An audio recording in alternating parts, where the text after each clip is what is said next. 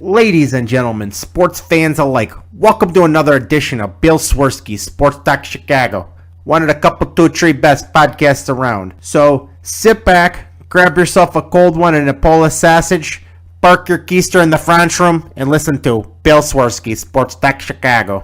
In Chicago, you know that all sports rock. The Bears, Hawks, Bulls, Cubs, and Sox. Pick your favorite, you can choose. As long as the Packers lose. For everything you need to know, it's Bill Swerski, Sports Talk Chicago. Bill Swerski, Sports Talk Chicago. I could just hear the anger in your voice.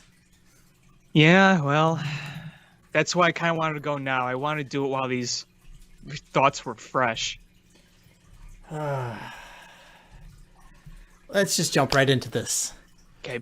Hey, everybody. Welcome to another edition of Bill Swerski Sports Talk Chicago. This is your hosts, Alex and Sean. On this episode, you can take a wild guess what we're going to be talking about and angrily talking about. But first, I'd like to thank our sponsor, the Rockford Ice Hogs. If you're not familiar with the Rockford Ice Hogs, they're the AHL minor league affiliate of the Chicago Blackhawks. What does that mean for you? You get to see the stars of tomorrow today at family-friendly, affordable prices. Sure, the season is not going on right now, but that shouldn't stop you from getting some Christmas presents like hat, shirt, jersey, and season tickets and more. Head on over to icehogs.com. Tell them Swerski Sports sent you. This game was brutal.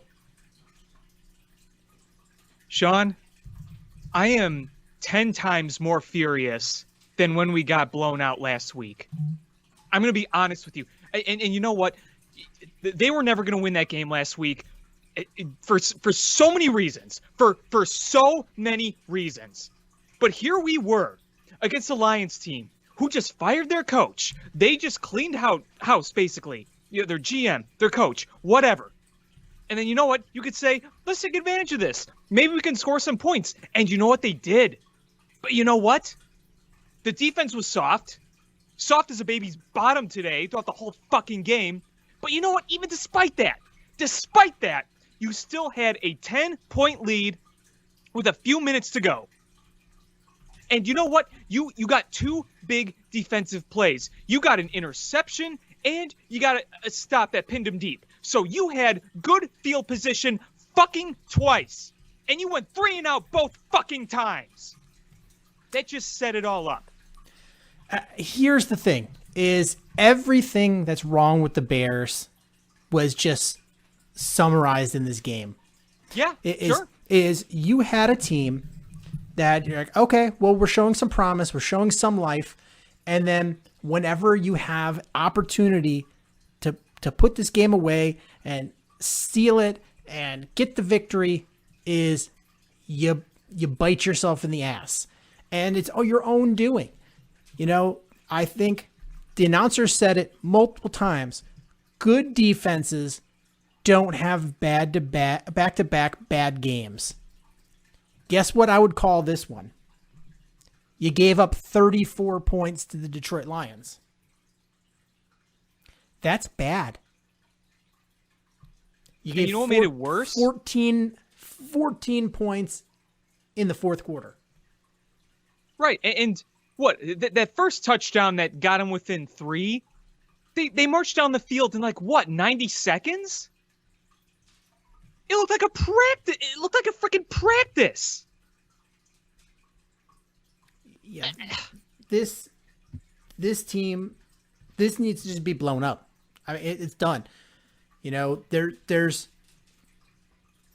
you've got some good team players on this team, but you know what? You've got a lot of bad players, and the coaching is subpar. I read a tweet today. It was like, what does Chuck Pagano do that he's the one that minimizes Khalil Mack and Eddie Jackson more than the offensive coordinator on the other team? Mm-hmm. Your offensive guru gave up play calling because he was so atrocious, and you can't keep. Sure, they put up 30 points, but they can't sustain drives when they're not scoring points. It's feast or famine. at least, on drives that you're not scoring points, you need to at least put something together to flip the field position and give the defense the opportunity to have the entire field to stop the opposition. And then you really shoot yourself in the foot when you don't capitalize on turnovers and when you turn the ball over right at the goal line.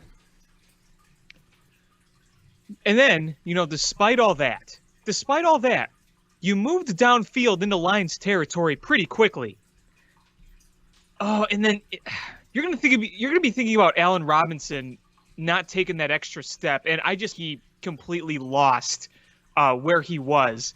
But it ended up being 4th and 1, and you try to run, and you still don't get it. I mean, does that not sum everything up with this team right now? It's incredible, and you needed a touchdown, obviously, and time was running short. You only had one timeout, but if Robinson doesn't step out of bounds right before the marker, is Allen Robinson. It's funny. The wide receivers have been the most outspoken players on this team about where they're at, and I'm telling you, fucking frankly, wide receivers are a huge part of why we're in this. Anthony Miller has all the talent in the world, and he puts it together 6 days a week. The one day he never puts it together is on a Sunday. You know what that makes him? A shitty football player. If you can't, I don't care how good you are every other day, if you are not good on Sundays, you're a shit football player. Sean, Allen Robinson, you are supposed to be the number one receiver. Everybody takes the cue from you. And guess what? They are crying and whining on the internet, boo-hoo-hoo, boo-hoo-hoo, and not performing on the field. Your man fell down. You should have been able to have a hoedown and tap dance your way to a first down. And instead, you stepped out of bounds like a complete idiot. You didn't want to take that hit. Put your foot down right there and plow through, guarantee yourself that first down. And that's where you should have been. The Bears should have been able to go down the field. And is it their fault that we can't make it on 4th and a yard? No, that's on the Bears' offensive play calling and scheme. All season long on short yardage situations, they can't do it. The offensive line's not good. The running plays are too short or too long developing. And there was already a man that, David Montgomery had to alter his path as he was getting the snap because there was already somebody breaking through the line of scrimmage. It is a disaster. I wanted to point out something with Anthony Miller really quickly. I don't know if you remember, but when we still had a 10-point lead, with the minutes winding down, he stepped out of bounds. Yes, he stepped out of bounds. I wrote that. It was about 5 minutes left in the game. Anthony Miller out of bounds with about 5 minutes left. I wrote that down. Oh, I noticed. And I was like, they're probably still going to win this game, but that right there is a reason that he's an idiot. And I want to launch him before I launch Matt Nagy. Anthony Miller is number one on my list of people I want to launch from my giant catapult that I've been building all season long. You know what? I have taken the opportunity during COVID, when we can't have any friends over, we can't go and visit anybody, to build a giant catapult in my backyard, and I have ammunition to launch from it now. Not only does he have a catapult, he has like an industrial size, like carpet sized piece of paper and one of those giant pens you have to hold with two hands, and he's writing down the names like that. Oh yeah, I'm angrily writing. I'm like Billy Madison with Steve Buscemi making my list angrily. You just made the list. But Sean, let's look at the whole grand scheme of things really, really quickly. Look, especially in this world now, I don't want to see people, go to the unemployment line. but for the sake of this team, this has to be a fireable game. This has to be a fireable loss, right? After everything that's transpired, you've lost 6 in a row now, and you lose a game that I'm pretty sure, like, the win percentage for the Bears after they got that second big stop was probably like 99.9% win chance. But losing this game, the way you lost it, I mean, that's got to be cause for firing, right? I mean, heads got to roll after. I know they won't. That's not how the McCaskies roll. But look at all the other teams in the NFL who have done that. I'm going to tell you why heads are not going to roll. Why? I believe Ryan Pace has 1 year left on his deal. I think Matt Nagy has 2. They don't want to pay a whole coaching staff and a general manager to be gone when they had no fan revenue this year. That's exactly what's going to happen. They're going to give them 1 more year. They're going to give them at least 1 more year where it will not impact them, their bottom dollar, nearly as much as it will this year. Because they'll have more income next year when there's fans in the seats. And Ryan Pace won't cost you anything to fire him because he'll be off contract. And you'll only be paying 1 year of Matt Nagy and his coaching staff.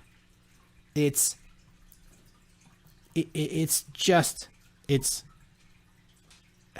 is why we need to replace Ted Phillips. I don't care if Ted Phillips stays on the business side. We talked about this. I don't care. Stay on the business side. Whatever. Yeah, that's fine. I don't care. He can keep a job. He can keep his office. He can be there until the day he dies. Whatever. There needs to be a president of football operations, somebody that knows football, and they don't have to do the day in, day out. That's what your general manager does, but they need to be somebody that's going to oversee the general manager and the long-term football goals. General managers should be seeing the long-term goals, but he also has to see the short-term goals, and that president of football operations has to see the long-term, evaluating what the general manager is doing, and being somebody that the general manager can turn to. Ryan Pace was hired very young, and he had nobody to lean on as far as football operations. No. And, you can't say Ryan Pace has been all bad. He's done some good things, but he's done a lot of bad things. I think he needed a mentorship. You should have brought on a president of football operations. What was his name? That was the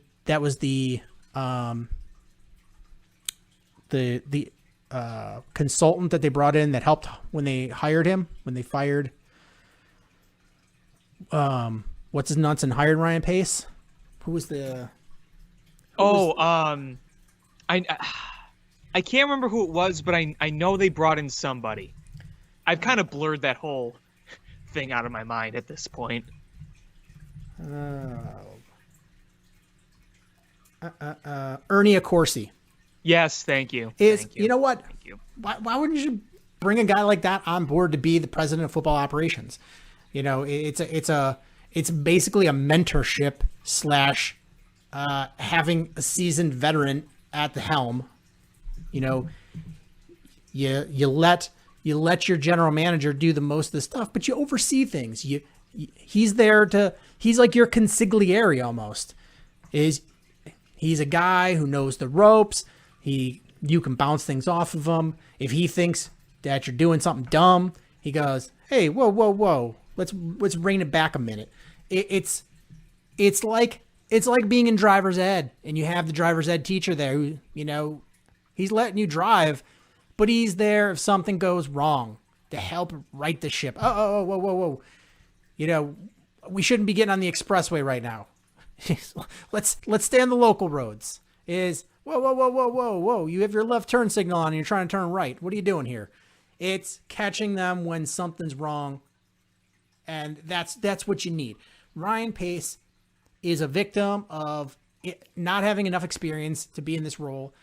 And Matt Nagy is just not the offensive guy we thought. We don't have the players that we need in order to win consistently in this league. And we don't have the infrastructure and the system in place to mask those deficiencies like they do in other places. Pittsburgh will keep having winning football because they have a winning system, winning organization, and they put those players in positions to win, and they plug those players in. If you don't have a winning situation and a winning system and a winning organization, it's real tough to plug in players because you're plugging them in and not giving them any sort of structure in order to succeed. We can talk all day and night about the goods and the bads. We've done that on this show so many different times, but,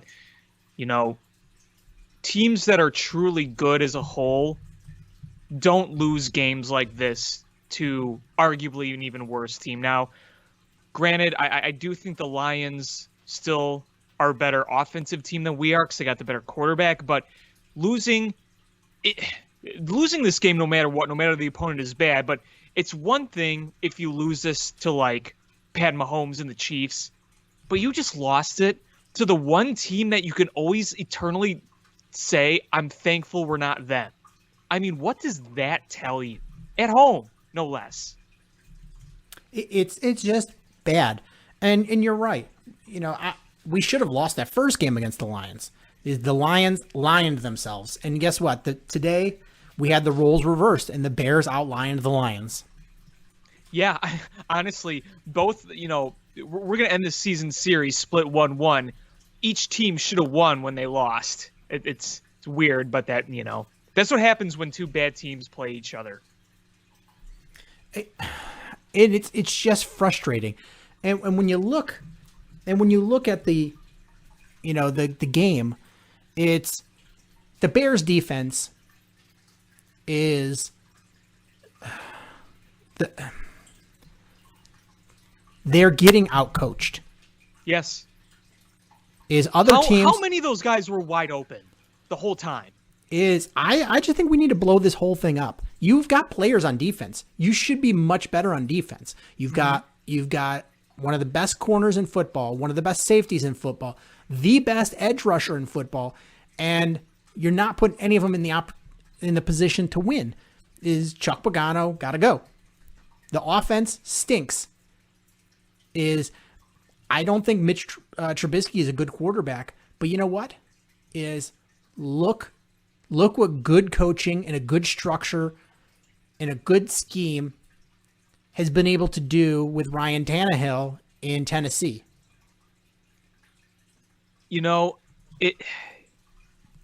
People were ready to say, hey, at least Mitch had his usual good game against the Lions.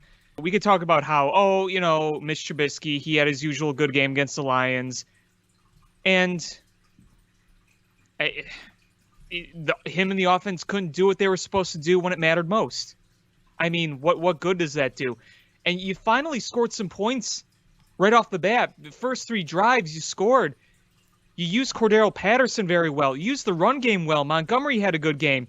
You used your tight end, Cole Kmet, well. You were doing some good things, and then all that just goes for naught when it matters most. The offensive line was starting to play poorly in the second half, and that call of Charles Leno Jr. just killed it, because that would have been a short yardage for a first down. If you could have gotten that, honestly, it feels like the Bears were really just one first down away from pretty much winning this when they had 2 opportunities to put the game away. They were one Anthony Miller not running out of bounds and a first down away from just ending the game. Mitch Trubisky didn't have a bad game, but they neutered him that game. They were going to run the ball, and it was going to be a run the ball no matter what. And if it turned out like it did last week, they were going to live with it. They were going to run that ball, and they were going to take away opportunities from Mitch to throw. And to the detriment is Mitch Trubisky looks robotic out there. And I feel like getting benched, while he deserved it, is that he's not he needs to play like somebody that's going to go out there and go, you know what? I'm comfortable with what's happening. I'm going to do what I need to do. If you watched anytime he audibled to a run, not to a pass, to a run.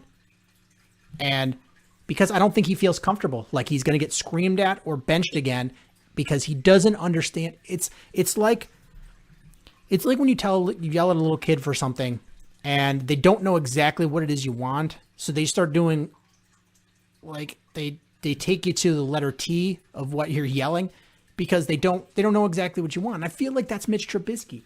And I think what his benching wasn't unfair, but I think what they've done to him is unfair. And he doesn't know what he's supposed to do. And really, he should just go out there and be him. When you see an opening, run the damn ball. If you see a stacked line on 3rd and 1, and you know it's going to get blown up, audible out. You know what? Yell at Matt Nagy on the sideline because guess what? You're going to have it's probably not going to be here, but you're going to have a job next year, and Matt Nagy might not. Call him out. You know, don't let it be a one-sided conversation where he's just yelling at you and you just take it. Yell back at him. You think Tom Brady would let a coach yell at him on the sideline and not yell back? Not going to happen. Not going to happen. No. You think Ben Roethlisberger is going to get yelled at on the sideline? Do you think Aaron Rodgers is going to get yelled at on the sideline? No. They might, without yelling back at least. Mitch Trubisky is just going to get yelled at and put his head down and look like he's going to cry. He needs to grow a set, yell back, take control. It's his livelihood that's going out there. He's the one that is trying to get another contract. Go out there and do your thing. If you see an opening, just tuck it and run. If you see a guy open, if the receiver that the play is called for, your number 1 read, is double covered, then just look on to somebody else. Don't just do things because you were told, because the coach that's telling you to do it is an asshole. Damn. I was always at the point where, I'm not mad at Matt Nagy. I just don't think he's a good coach. But now I'm just like, you know what? He's a bad coach, and he annoys me. Yeah, well, after these types of games, when you lose 6 in a row, you tend to not be too happy. You know what? As upset as I am about losing a game like this, could we at least say that this loss might just end up boosting the likeliness of changes being made changes being made in a better draft pick? You'll have to excuse me. I'm drinking my sorrows away right now. Mitch Trubisky had a 108.3 quarterback rating. Whoop-de-doo. Yeah, I'm not saying that as like bright spot for the future. I'm just saying is you neutered the guy, and he was playing against a team that he typically owns. It just in my opinion reinforcing the dog shit head coaching that we have. Yeah, that's fair. You go, all right, you know what? We have a quarterback who owns this team, and we're just going to make him hand off every time. Even when he's fucking playing well, nope, we're going to run it. God damn, what are you doing? This game plan is terrible. Terrible. Sure, you put up points, but it's just so frustrating. And the defense is frustrating as well. The soft coverage, how many times are you going to end up with Danny Trevathan on a wide receiver where he has zero chance of covering that guy? Why is it that if Akeem Hicks isn't making huge plays, you can't stop the run? Why is it that you have the best edge rusher in the league, and you brought in a guy that has consistently gotten sacks and can't get sacks? Why is it? that you have no stunts on your line. You don't use a system to kind of get to them. It's all individual effort. Why are your safeties never in the right position?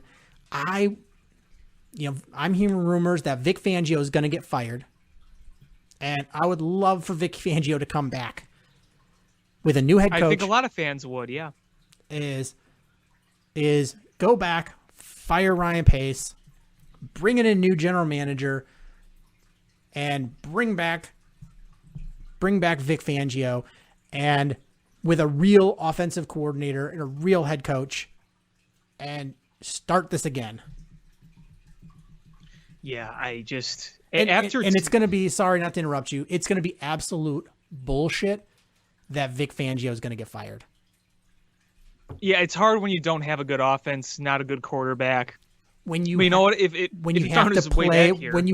to play when you're getting judged because you're playing with a backup, a practice squad wide receiver as your quarterback, and that's what you're going to get judged on. That team was built poorly, and you are going to use Vic Fangio as a scapegoat. Because John Elway is pretty much invincible there. Let's face it. Somebody needs to punch him in his dumb horse teeth. Boom! Meatball sauce.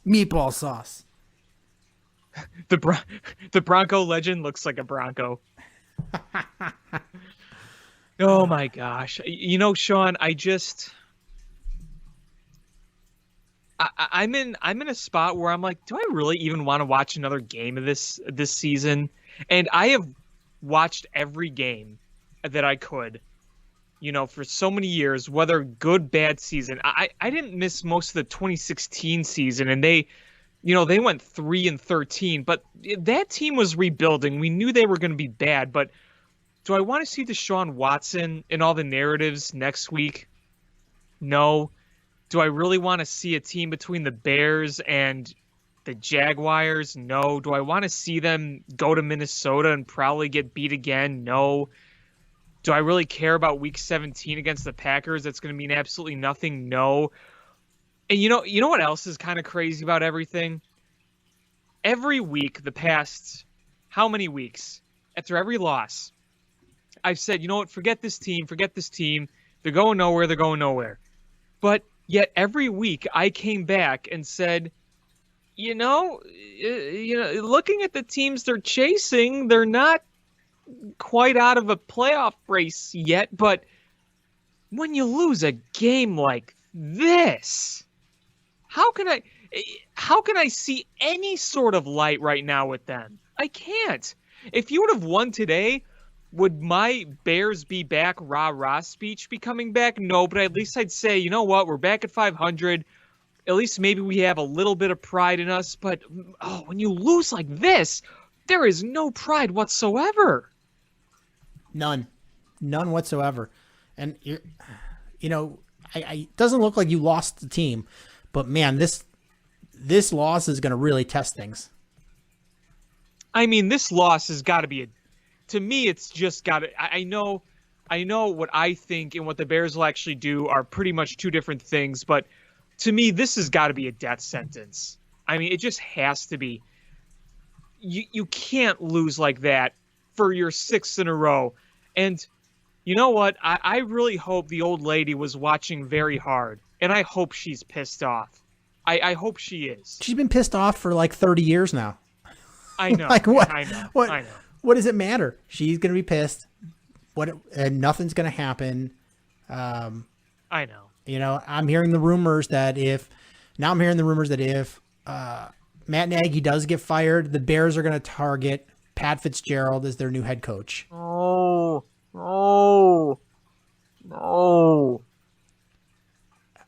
Why? I don't want. Why?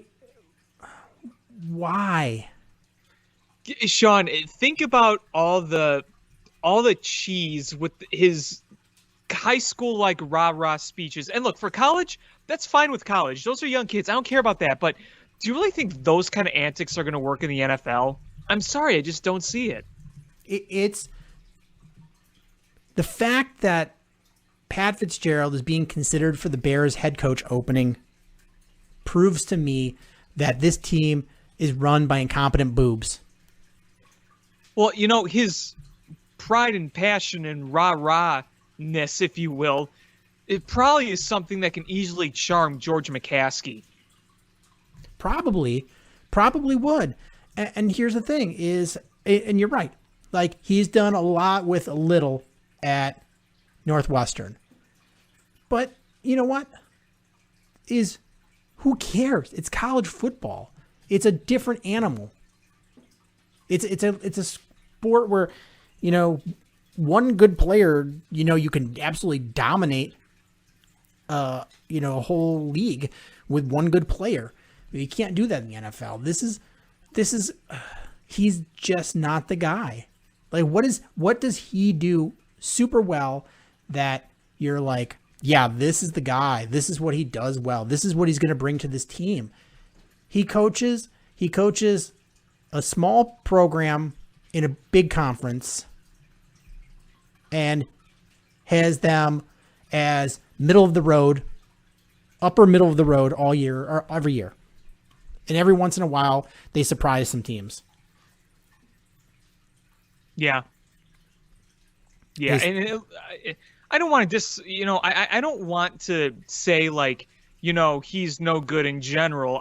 I want to make it very clear that I just don't think he's right for that job with the Bears or in the NFL for that matter. I just don't see it. Yeah, I'm not knocking him for where he is and the program he's at. He's done a really good job.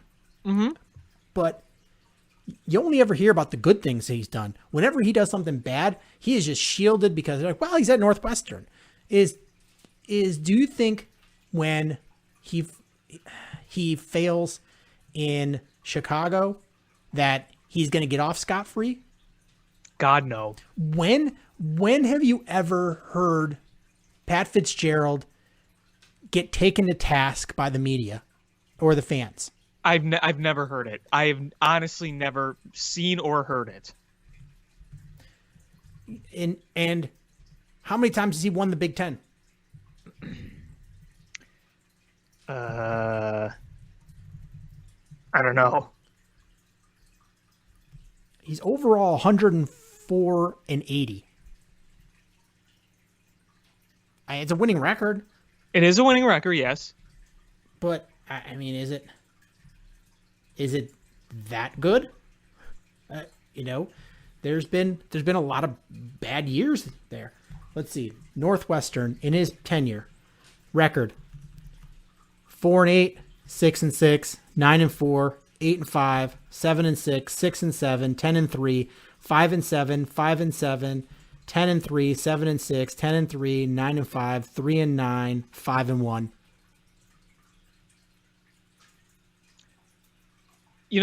I feel like Northwestern is his calling, and if that is his calling, that's great, that's cool.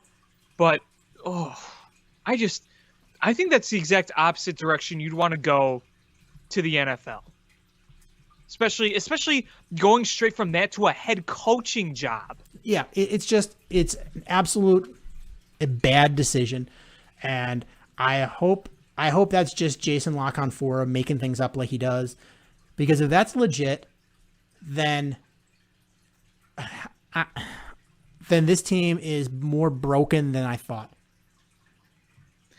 And I don't want to beat the guy up because he is handcuffed because Northwestern has high academic standards, so they're not going to get some players that, there's a lot of players that are just academically going to squeak by at other schools, and they're not going to fly at Northwestern, not going to make it.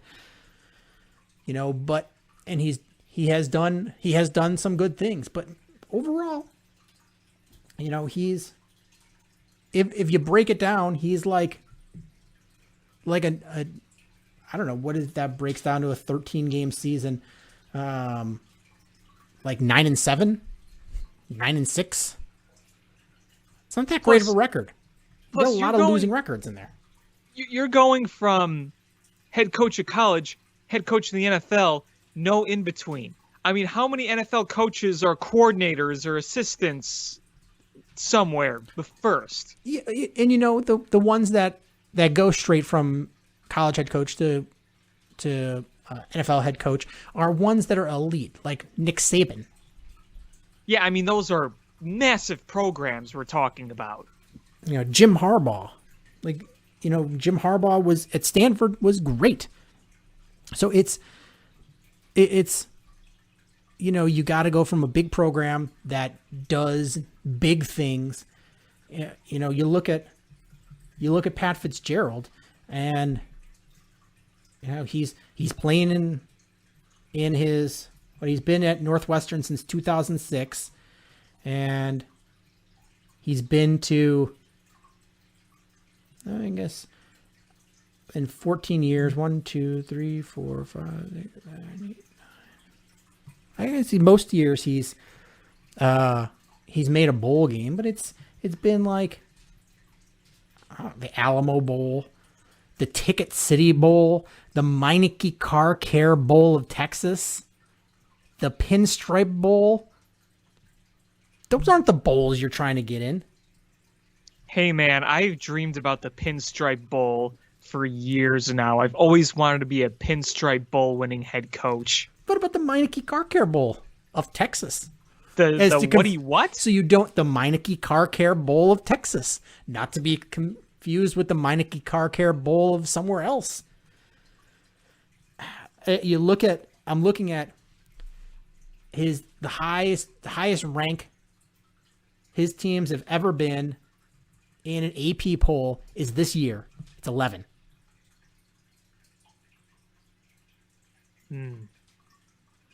11.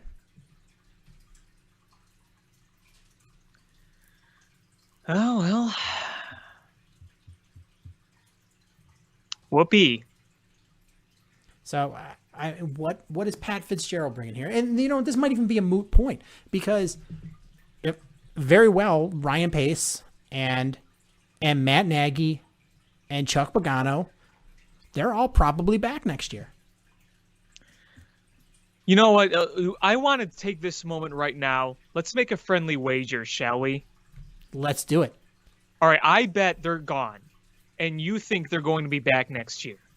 I do. Now, the question is, what's the bet? Are you saying all three will be gone? Yes. Okay. No, let me amend that. I think Pace and Nagy will be gone. I'm not so sure about Chuck Pagano, but usually if you fire a head coach, oftentimes, but not always. But I'm just going to focus on Nagy and Pace. Okay, that's fine. That's fair. So you say Nagy and Pace are gone. Mm-hmm. I'm going to say that Ryan Pace guaranteed will be back next year. Okay. He might try to use Matt Nagy as a scapegoat and let him go, but Ryan Pace will be back next year. Okay. All right. Okay. What should we bet? Okay. Let's see. We need something good. Well, I don't think I could get any Marty Havlat crock pots. I was going to say the prototype of the Marty Havlat crock pot. Winner gets the copyright claim. Is maybe a 15-minute ride on Buttercup around Wrigleyville. You better watch out. She likes to make apples in the parking lot. You better watch out. You better not cry, or I'm gonna spit in your eye. Okay. You like pizza, right? What is your favorite pizza in the world? My favorite pizza in the world, man. I'm gonna go. All right, my favorite slice of pizza is a place in Philadelphia where the slices are giant. Like, they're so big. When you get a slice of pizza, it is they put it on 2 paper plates and it still hangs over all the sides. Ooh, that does sound good. And I don't know if you've ever seen, like, one of the Barstool guys does like pizza reviews. Mm-hmm. And he actually got the whole pizza, which I didn't know you could actually get. And he couldn't fit the box out the door. He had to turn it sideways to get it out. Wow. And it's super good. I've heard they've put grape jelly in the sauce.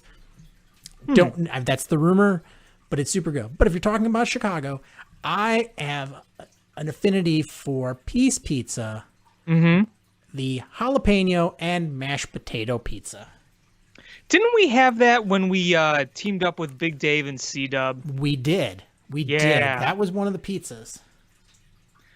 Okay, so I think here's the wager here. I think a trip to Peace Pizza is in order. Whoever wins is buying. That is a fair one. That is a fair one. Okay, I'm going to put this down in writing so it's official and we have it on record. Okay, so it's going down on the paper right now. All right. Peace Pizza. Let's see. Bears. We'll call this Bears Pace Nagy Bet. And I'm going to draw a round egg head with just a straight face on it and a visor.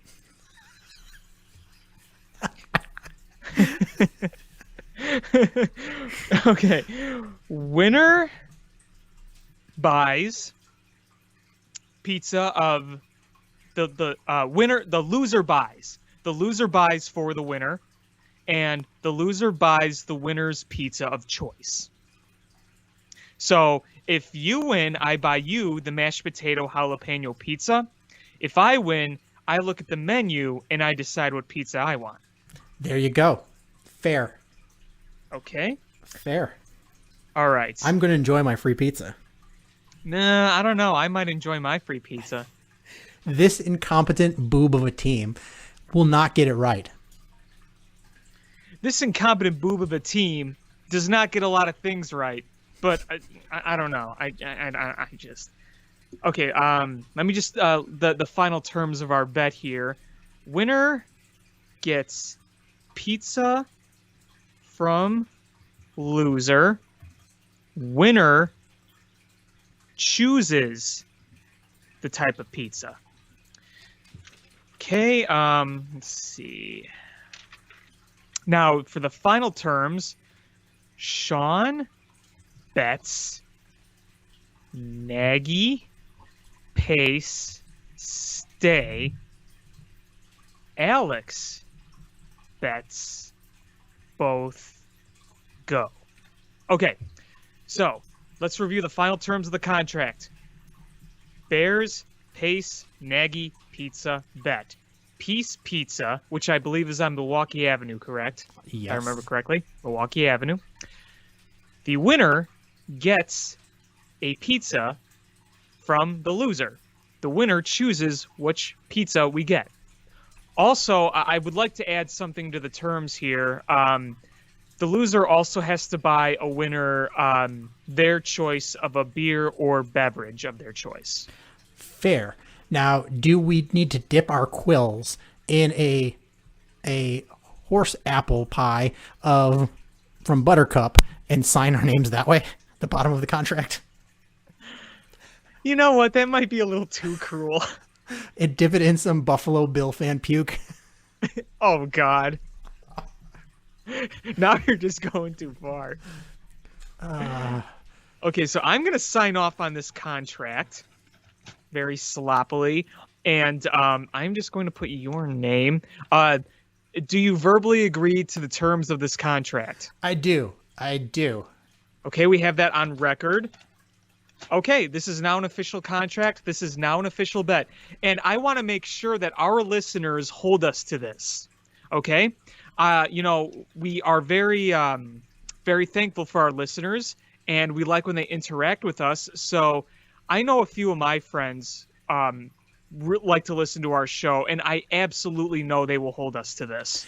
Is because I know that there are not a lot of happy Bear fans right now.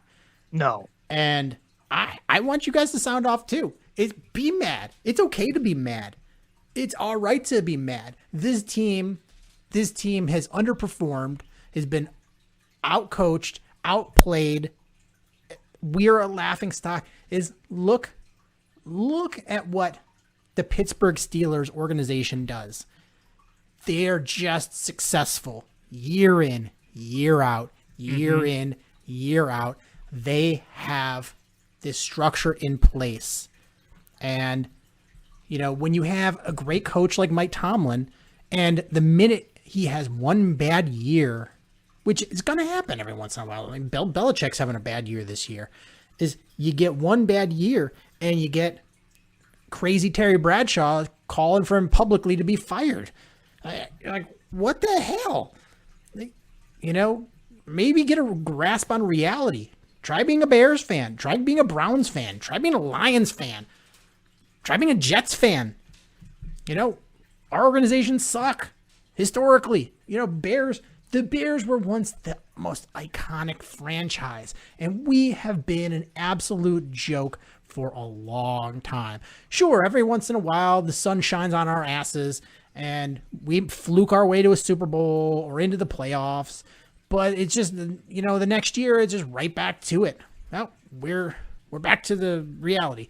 Remember when they won 7-9 after the Super Bowl run in 2006? Yeah, because they lucked their way to that Super Bowl. I mean, it's not like they were a bad team, but they were not a legitimate team that could just, recreate this. It was a lot of luck. A lot of times when the Bears do things good, there's just a lot of luck involved. It's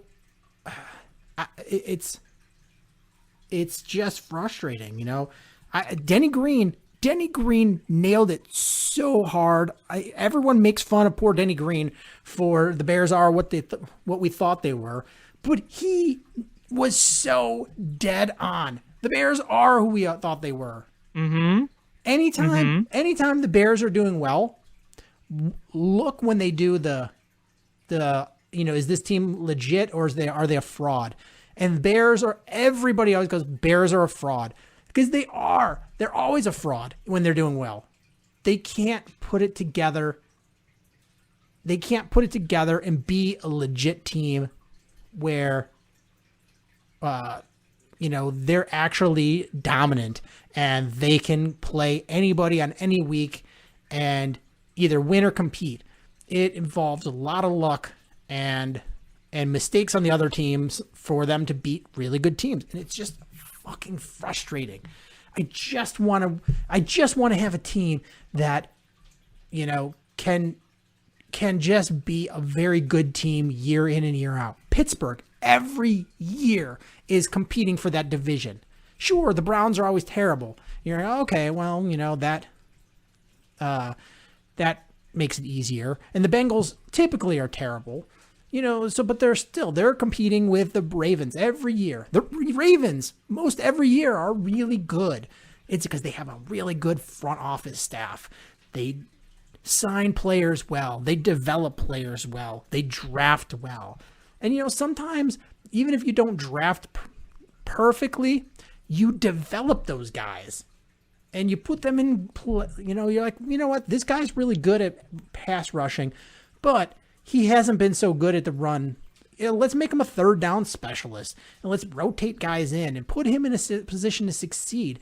And then you just don't see that. You don't see them developing players. You don't see them putting guys in the right position to win. We don't pick up other people's trash and make them serviceable. We have our guys we cast off because we're trash, and then other people make them serviceable. It just gets tiring. Yes, it does. And it gets really tiring when you've lost 6 in a row.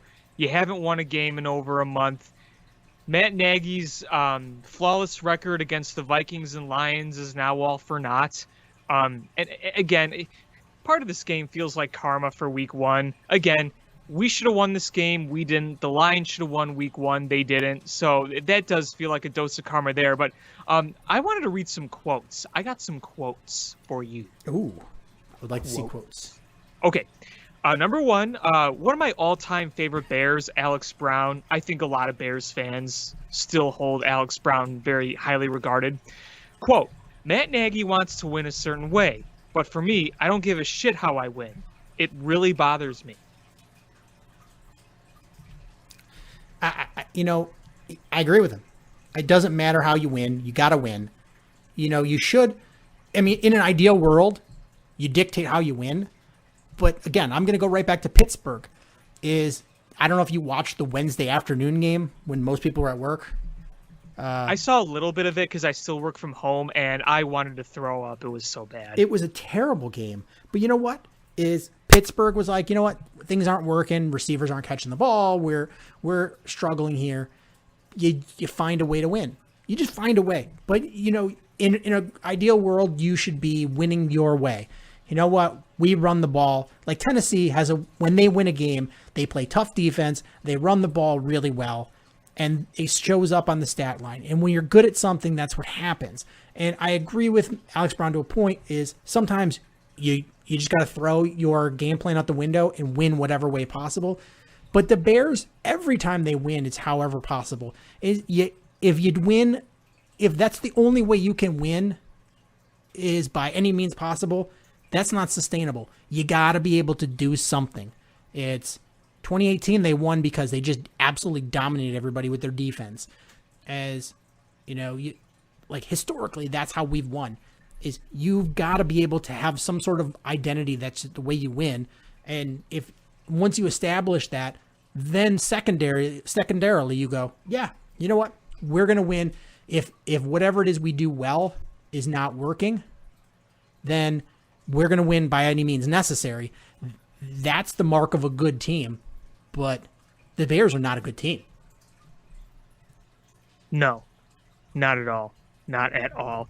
I got some more quotes for you too, from another one of my all-time favorite Bears, who I have a jersey of still, and you might know where I'm going with this one.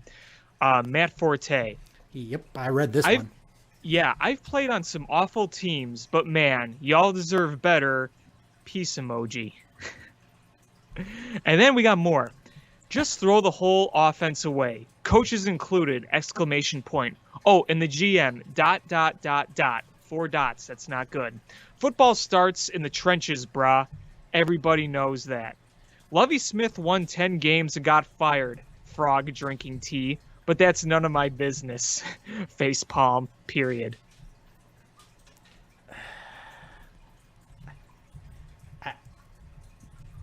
It's just mind-numbing, honestly. Okay. I wonder if Doug Buffone was alive right now. Oh my God. I would love to hear what he had to say. I know. I was kind of when we were signing on to the show, I was kind of thinking about that. I'm like, man, what if Doug and OB were still here? What would he have to say? Oh boy. I wonder what Mongo McMichael has to say right now. I wonder what Ed O'Bradovich is saying right now.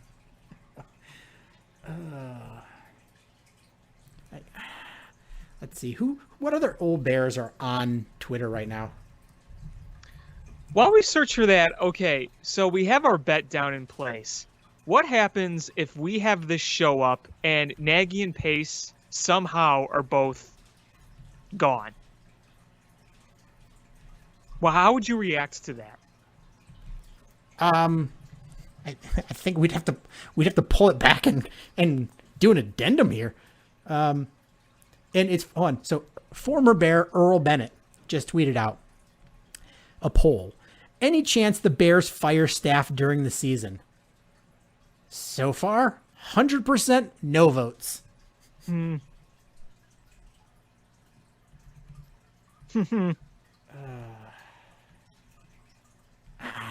I don't see any way that they fire them in season, not mid season. No, I know it's not. It's. I don't see it. I can't see it. And like our bet says, I don't see them both getting fired. I mean, Ryan Pace is here next year. Ryan Pace is here. They've put their trust in Ryan Pace. They think Ryan Pace is doing a good job. And that's the way it's going to go. And I think Matt Nagy will be back too. I hope I'm right. I hope you're right too. I would never be so happy is buying somebody pizza. Like, I'm more than happy to buy you pizza because that means, it's a shitty situation. You never want to be in a position where your team is firing their general manager and their head coach. But that means you're at rock bottom. But honestly, we can't keep going like this. This team is not good. You have not built this offensive line. The defense is just not being coached well. I don't know what else to say. No, I don't have anything either. I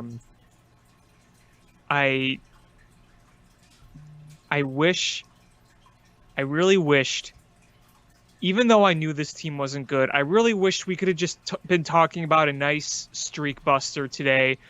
Through most of the game, it looked like that was going to happen. I was getting ready to just kind of put things together and be like, all right, well, they beat the Lions at Soldier Field, whatever, yada, yada, nice win. They did a few things here, and here. But, I mean, we're recording right after the game ended. We normally record at like 7 at night, but I was so mad. I texted you. I'm like, I need to get this off my chest. I need to talk about it because oh my God. I couldn't wait to just start. I couldn't wait a few hours to start spouting off. I needed to do it right away. So as it stands right now, the Bears would be drafting 13th. Hooray. So, I'm at the point now where I'm like, you know what? Just get the better draft pick. I think they've got to be around 10 if they're going to be able to get a quarterback. And I'm not saying they're going to go out and get a quarterback, but if you want the opportunity to get a quarterback, you better be around 10 or trade up. And after we just haven't had a first-round pick in so long, do we really want to trade multiple first-round picks to move up? No. I don't want to trade any picks. I don't either. I really don't. I mean, the Chiefs traded picks and got Pat Mahomes. Like, if we could trade picks and guarantee we're going to get a Pat Mahomes, I'm on board right there. Because nobody else you were going to draft will be as good as Pat Mahomes. But I don't have a crystal ball, and none of us do. But, man. We got meatballs, but not crystal balls. Yeah, and it's going to be tough to move up. I mean, I'd rather get draft picks than move up. Just stock up on draft picks. That's what I'd rather do. Because in the NFL, you can get a lot of productive players in many rounds. Not quarterback. Not quarterback, but not necessarily quarterback, but yeah, not quarterback is. But I'm just saying there's so many other holes that have to be addressed on top of the quarterback. Yeah, let's see.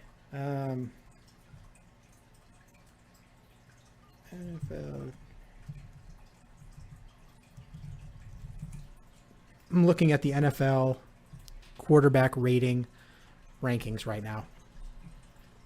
Pat Mahomes, not surprisingly, number 1, first round pick. Aaron Rodgers, first round pick. Drew Brees, first round pick. The two exceptions I can think of off the top of my head are Russell Wilson and Tom Brady. And Dak Prescott. But Tannehill was a first round pick. Josh Allen, first round pick. Deshaun Watson, first round pick. Derek Carr, first round pick. Kyler Murray, first round pick. Teddy Bridgewater, first round pick. Matt Ryan, first round pick. Justin Herbert, first round pick. Baker Mayfield, number 1 pick. Kirk Cousins was a 3rd rounder, 4th rounder, I think. Daniel Jones was a first rounder. Ben Roethlisberger, first rounder. Phillip Rivers, first rounder. Lamar Jackson, first rounder. Matt Stafford, first rounder. Joe Burrow, first rounder. Goff, first rounder. Minshew, I think, was a 6th rounder, but he sucks anyway. Cam Newton, first rounder. Wentz, first rounder. Like, Sam Darnold, first rounder. Like, you gotta, unless you luck out or keep consistently drafting mid to late round quarterbacks until one finally pans out, like, you sort of need to get a first round quarterback. Yeah, it does. It does. It's, and the thing is the sad part is you need to draft a first round. Like, this is the situation that you get stuck in when you have no quarterback. Is realistically, you have to draft a first round quarterback in order to get a franchise quarterback, right? Pretty much. They don't really go on the free agent market very often. And getting a franchise quarterback outside the first round, very rare. Mm-hmm. And none of them are the second rounders. They're all, like, maybe a late first rounder sometimes, but they're usually ones that, are hit or miss. But the thing is, when you draft a quarterback in the first round and you miss, and they've got a less than a 50-50 chance of hitting and missing, like, when you miss, it sets your whole franchise back several years. So it's like one of those things is like it's a danger that you have to take.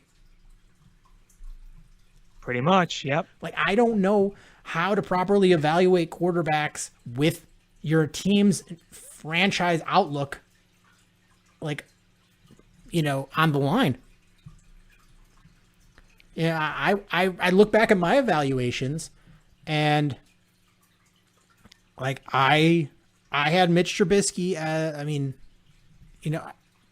Obviously, if you just looked at football alone, I had Deshaun Watson as the number one quarterback in that draft. I think a lot of people did. But I knocked him down because of the injuries and the interceptions. Mm-hmm. Like, you know what? The scary part is the interceptions. You usually don't clean those up from college to the NFL. And I was like, the injuries scare me. He could be good, and you're just like, well, crap, he's hurt, and it sets you back like an RG3. Where injuries really, he was a gimmicky quarterback, but still injuries hurt him too. And I was like, I had Mahomes. I was like, this guy could be good, but I'm like, is he my big question was, is he a system quarterback from Texas Tech? And Mitch had a lot of things going on in North Carolina. I'm like, it was just a limited tape. So, it's hard.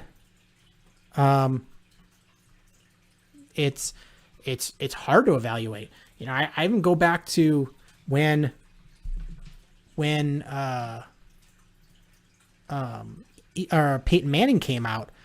I was like, Peyton Manning's very good. I think he's gonna have a good career, but I think Ryan Leaf is gonna be better. Oh, good Lord. And Ryan Leaf should have been Ben Roethlisberger before Ben Roethlisberger. And he just, I think that was all mental, not physical on that guy. But, it's hard. Look, 31 teams passed multiple times on Tom Brady. Yeah, what, the 6th round was it? And when you saw him at his weigh-in day, he was literally like a stick figure with like socks and underwear. It's so hard to judge these things. It's so hard. You watch linebackers. You're like, all right, I can see this. It's pretty easy to, not easy, but as far as drafting and analyzing guys, the play of linebackers translates. You most of the time you see what you get, and you're like, I can translate that. Running backs, most of the time you can see it and pick it out. But quarterbacks, it's so hard, and that's the position that's you need, and it's the Bears just can't do it, and they haven't even tried really. They drafted one quarterback, and the entire time Ryan Pace has been here, they drafted one quarterback, and they're ride or die with him, and they're about to die with him. They're about to die very, very hard. It's so frustrating, and I don't know how to go from here. It's like, how do you process this? How do you process that your team is terrible and doesn't, and I don't see the path to getting better right away. No. And that's, it's a shame because it's yet another wasted season, like most Bears seasons have been the past few decades. Things can change drastically in the NFL, but with this team where they're at, the changes just aren't going to happen with a few changes here or there, a few tweaks here or there. They're just in a terrible position, and it makes you look back at those early wins and that 5-1 record where we all knew was kind of fraudulent. Kind of wish, man, if they would have just lost those, we would really be in the hunt for a top pick. But, no, of course not. So, you're stuck. You're stuck. And honestly, the rest of the year, with the way this team is, I think at best they win one more game. I think they can beat Jacksonville, and that's about it. I think they lose to the Texans because they're playing better, and Deshaun Watson is going to sling and destroy this team. I think they're going to lose to the Vikings because the Vikings are kind of weird, but they're very well alive in the playoff race, and they have something to play for. And then, depending Green Bay, they might have everything clinched, but still, I wouldn't be surprised regardless if they lose them week 17 or not. I mean, really, I could see this team finishing 6-10 after starting 5-1. Heck, if they went 5-11, I wouldn't be surprised at this rate. And nothing would surprise me because this team came out today and it was like, oh man, they're looking pretty decent, and then just they pooped the bed. Could have been an easy win, man. It really could have been an easy win. If you would have just not gone so soft on defense, if you would have kept the offense going just a little while longer, that it could have been a breeze. But you know what? Maybe we didn't need that. Maybe we didn't need something giving the illusion that we are better than we actually are. I'm honestly at the point where I want to end this miserably. I want this to just, it's painful. It's painful to go this many weeks and just every week just have it be sucky and have to be upset. But you know what? I think the worse you end up, the faster you get to where you need to go. It cements. If you lose out and you lose, what do Bears have, 4 more games? If you lose 10 games in a row, that assures everybody they're getting fired. Woof. That is just, that's like a league rule. I think if you don't fire him, that, the commissioner comes to your house and goes, no, under rules, you got to fire him. And then you have somebody else come in and just reshape this. You go, we get a better draft pick. You wind up with around 10. And the sad part is there's some really shitty teams. So the Bears aren't going to get inside the top 10. I don't think there's any way they get inside of top 10 pick, but if they can get around 10, I think that leaves them in a position to, be able to possibly draft a quarterback. But I don't know, man. I don't necessarily say they have to draft a quarterback in the first round. We've discussed some stopgaps, but I think they need to be an opportunity where they could draft a quarterback. It'd be nice. It really would be. And I'm just looking at the standings here. It's, and NFL playoff race here. So let's see. Right now the Saints are 10-2. Packers are 8-3. So I don't see the Packers resting because they could be very well competing for that spot. And this year, the way they switched it up is the team with the best record gets a first round bye. Everybody else got to play. Yeah, that's true. So Packers might be playing, even if they're only playing half. Like, I'm not going to put that as a gimme. I get your point where it's, resting some guys, but I would think that they would put the throttle on and then pull Aaron Rodgers in the second half when they're up big. Heck, even if they rest their guys, who's to say their backups aren't going to beat us? I mean, really. Yeah, we already know that they've already drafted their next future Hall of Fame quarterback. Exactly. So it's real tough here, man. I mean, like I said at the beginning of this show, this loss felt so much worse. Last week was just flat out embarrassing and bad, but I think everybody in the pit of their stomachs knew that that was going to happen. So I was prepared for it. And frankly, as bad as it was to talk about the state of this franchise and how depressing it was, the game itself I didn't really think much of because I'm like, I expected this, whatever. But this game, this is different. I mean, this is a game where the one arguably clearly inferior opponent to you beat you in such embarrassing fashion when you had control of the game, when you were 1 or 2 plays away, simple plays away from just ending it, and not at home. This feels so much worse of a loss.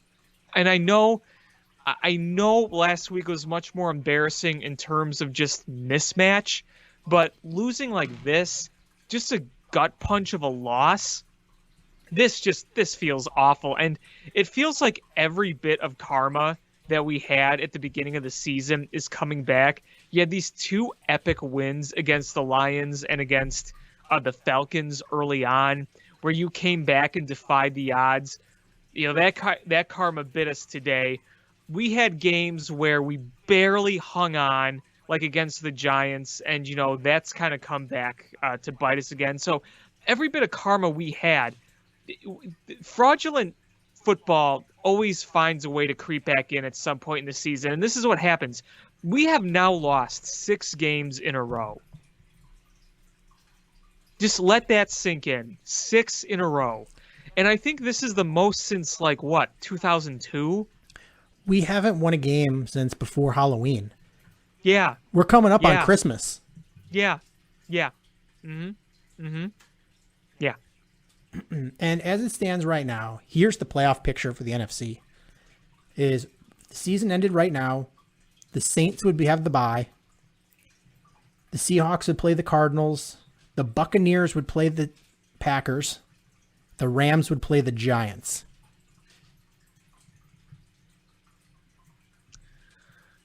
And no Bears to be found. No Bears to be found. Wonk, and, wonk. And what if the Bears would have won today, wouldn't they have been tied for a wild card spot? Or would they have been like half a game back? They would have. I think it would have depended on what the Rams do today. Okay.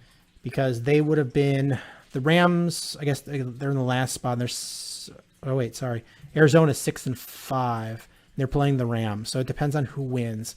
But the Bears would be 6-6, tied with the Vikings for the outsiders looking in. Yeah. Okay. Yeah. I mean, again, this isn't a playoff team. No, they shouldn't be in the discussion of playoffs. No, they really should. Be. I'm looking at these teams, and the Cardinals have done some. The Cardinals don't have a very good record, but they have won some series games. And you're like, they have the team where they could beat somebody.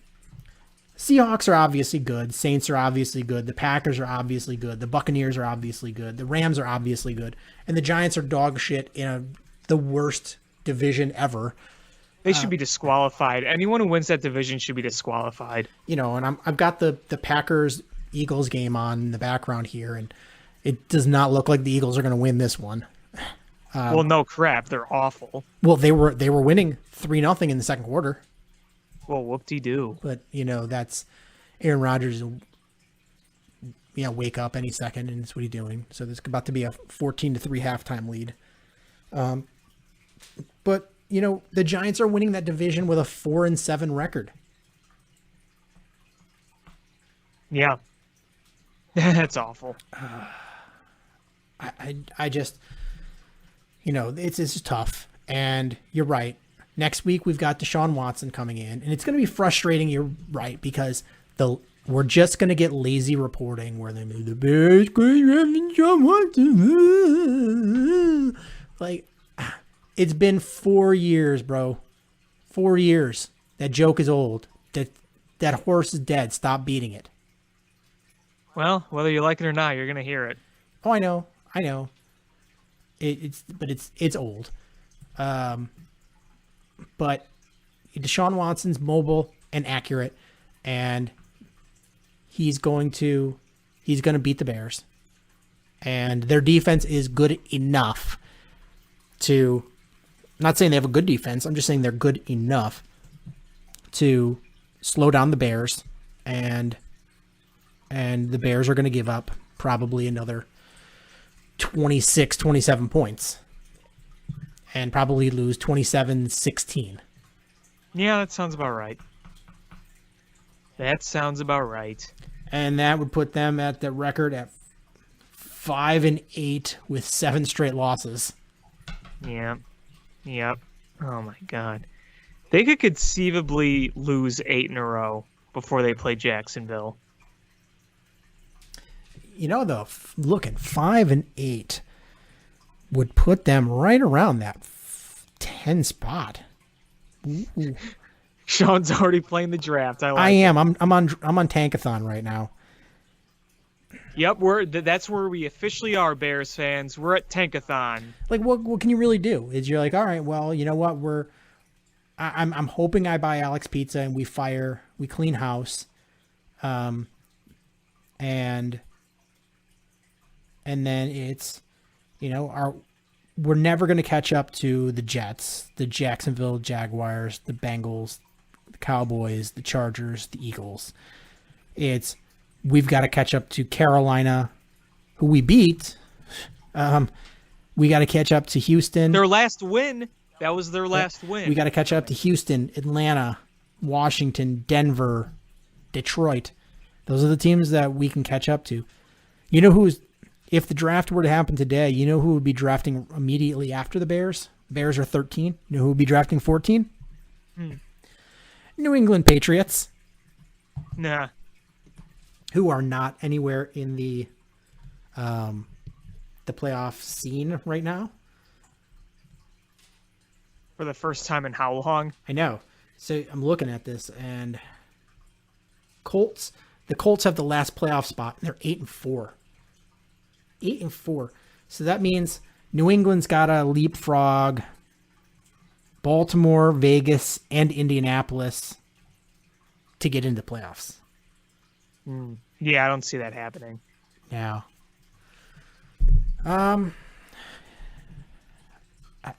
there's a couple of baseball things we should probably talk about. Oh, yeah, I got thoughts. So, I mean, obviously the big news is the Cubs decided to non-tender Ryan Tepera and Jose Martinez. Oh, yeah, huge news. Huge news. Oh, and wait, wasn't Ryan Tepera the one that got the MVP vote? Did he? Yeah, did you not hear about that? No. Okay, let me bring that story up because this is hilarious. I think it was Ryan Tepera. It was one of the relievers. Like the league MVP? Yes. Wait, why is that person who put that vote so out? here's what happened. Some writer in St. Louis meant to vote for Bryce Harper. He accidentally casted a vote for Ryan Tepera. So Ryan Tepera got an MVP vote this year. How does the voting work? Is there like a website and you have to like a drop I think it's down electronic, yeah.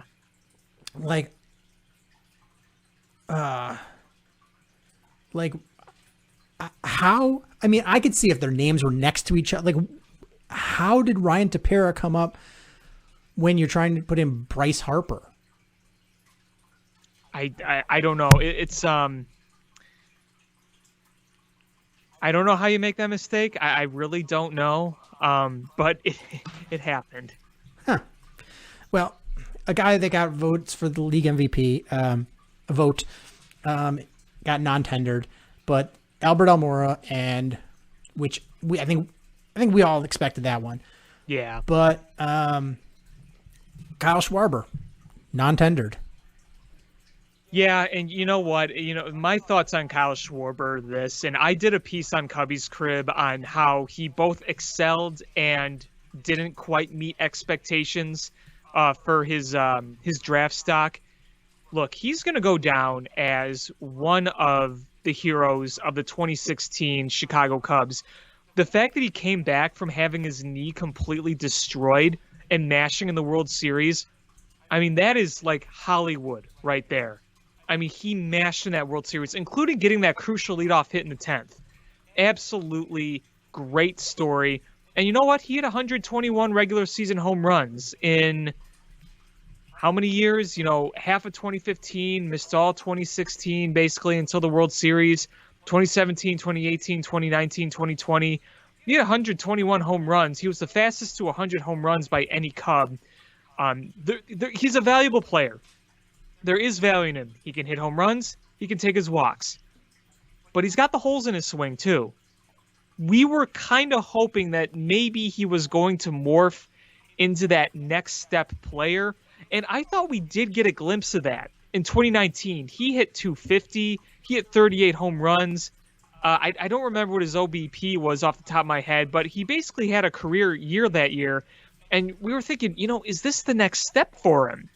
And then we saw last year in the brief season, which, take that value as you will, he hit 188. He struck out a lot. The strikeouts really went back to the really no good red zone. Not enough contact. Long story short, I'll always appreciate Kyle Schwarber, but I think going forward, you can argue that he's not the best fit because I truly believe this Cub team needs more contact hitters. We have too many holes in our swings, and it's cost the Cubs over the past few years. What I don't like is getting nothing for him, but you know what? I think there might be more than that involved. I think there's financial issues.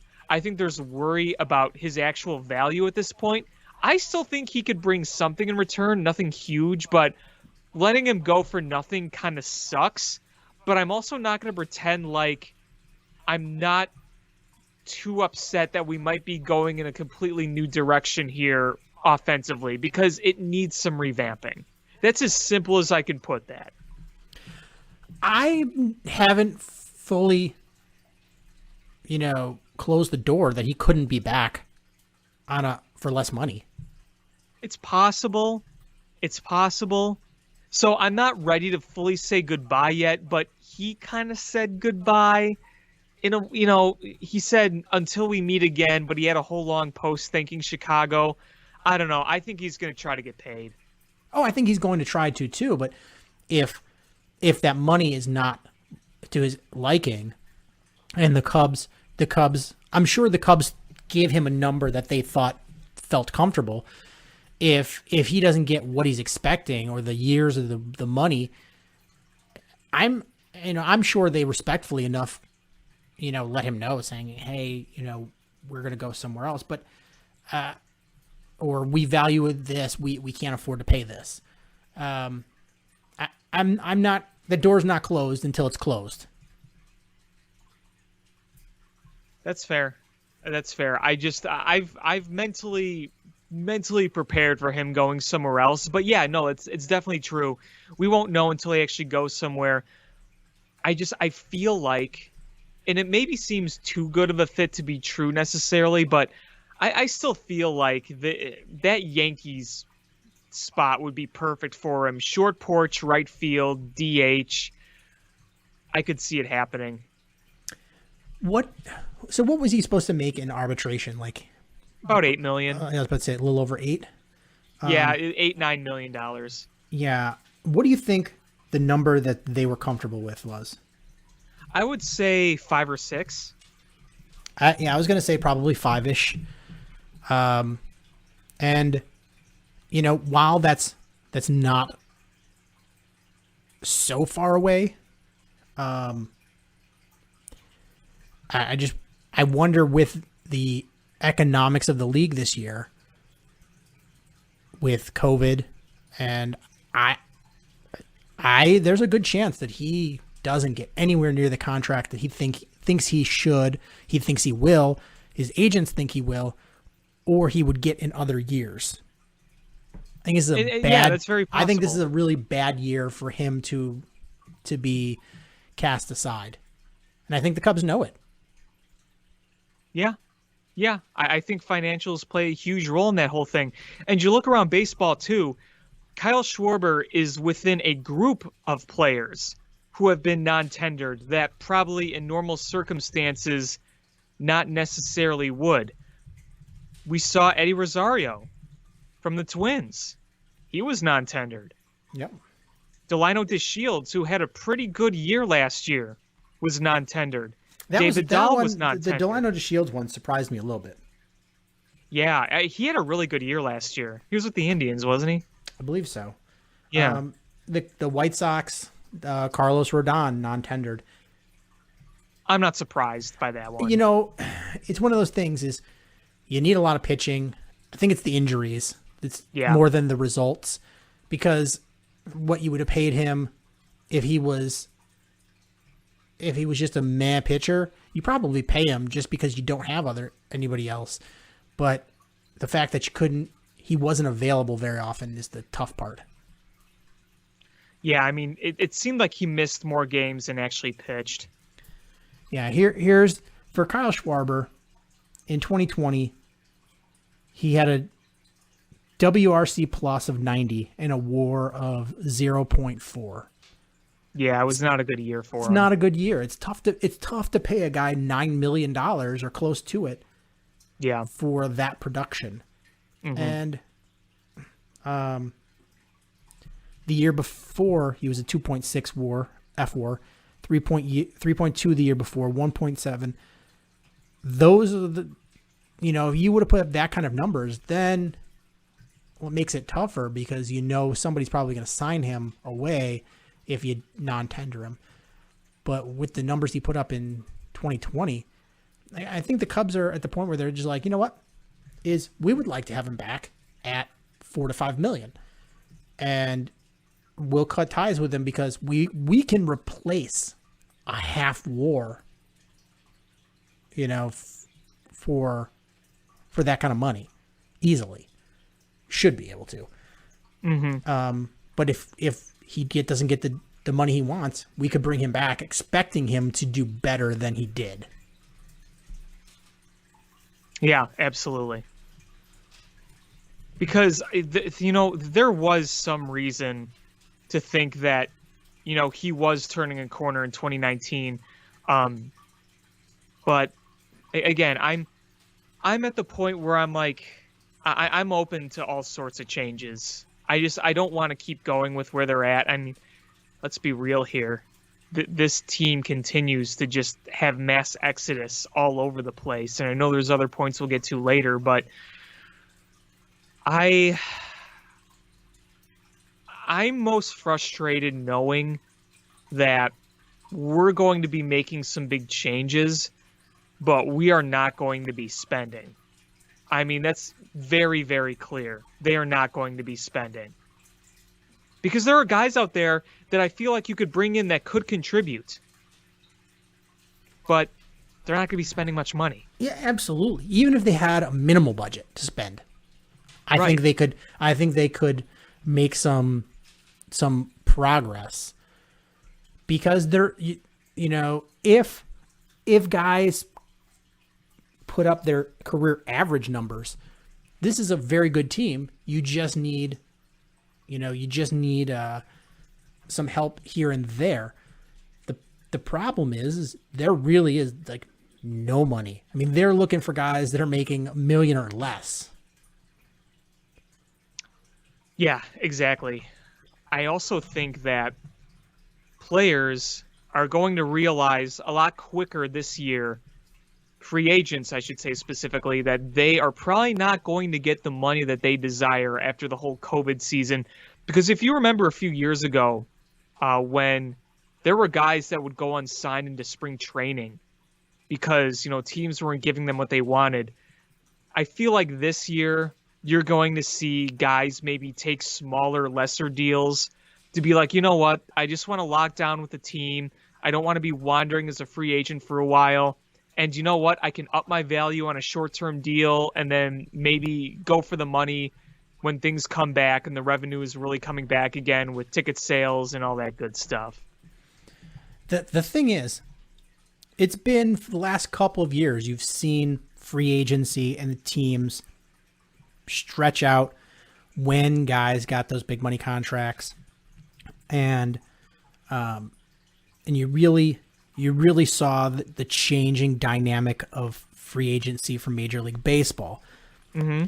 This year, it is going to just take an absolute, it's been like the trajectory has been towards this, but we are going to take an absolute sharp turn to where it was going. And we're, what we would have probably seen happen over the next couple of years, we're going to see right now because of COVID. Teams are just not going to spend. Sure, No. There's going to be a handful of guys that just get paid. Those top couple of free agents, they're going to get paid. It's going to be a lot of veterans that are like, those guys that are luxuries to have, and they could, that would normally get like a medium-sized contract. Those are going to be the guys that get hammered. Is teams are going to move on to young players that aren't making much money, or teams are going to be like, take it or leave it. In no negotiations, teams are just going to throw out, this is our offer, and you take it or leave it. And, with football, players will take 1 year prove-it deals. It's not really a baseball thing. And I wonder if you're going to see teams make 1 year offers or players taking 1 year offers just to have a job next year to try to prove. Yeah. Oh, yeah. And if that's the case, is there's going to be teams out there like, you know what? We can spend way over the cap for this 1 year to try to get a World Series and then figure it out after that. And go back under the cap easily after, this 1 year contract is up. I wonder how that changes the dynamics if teams start doing that.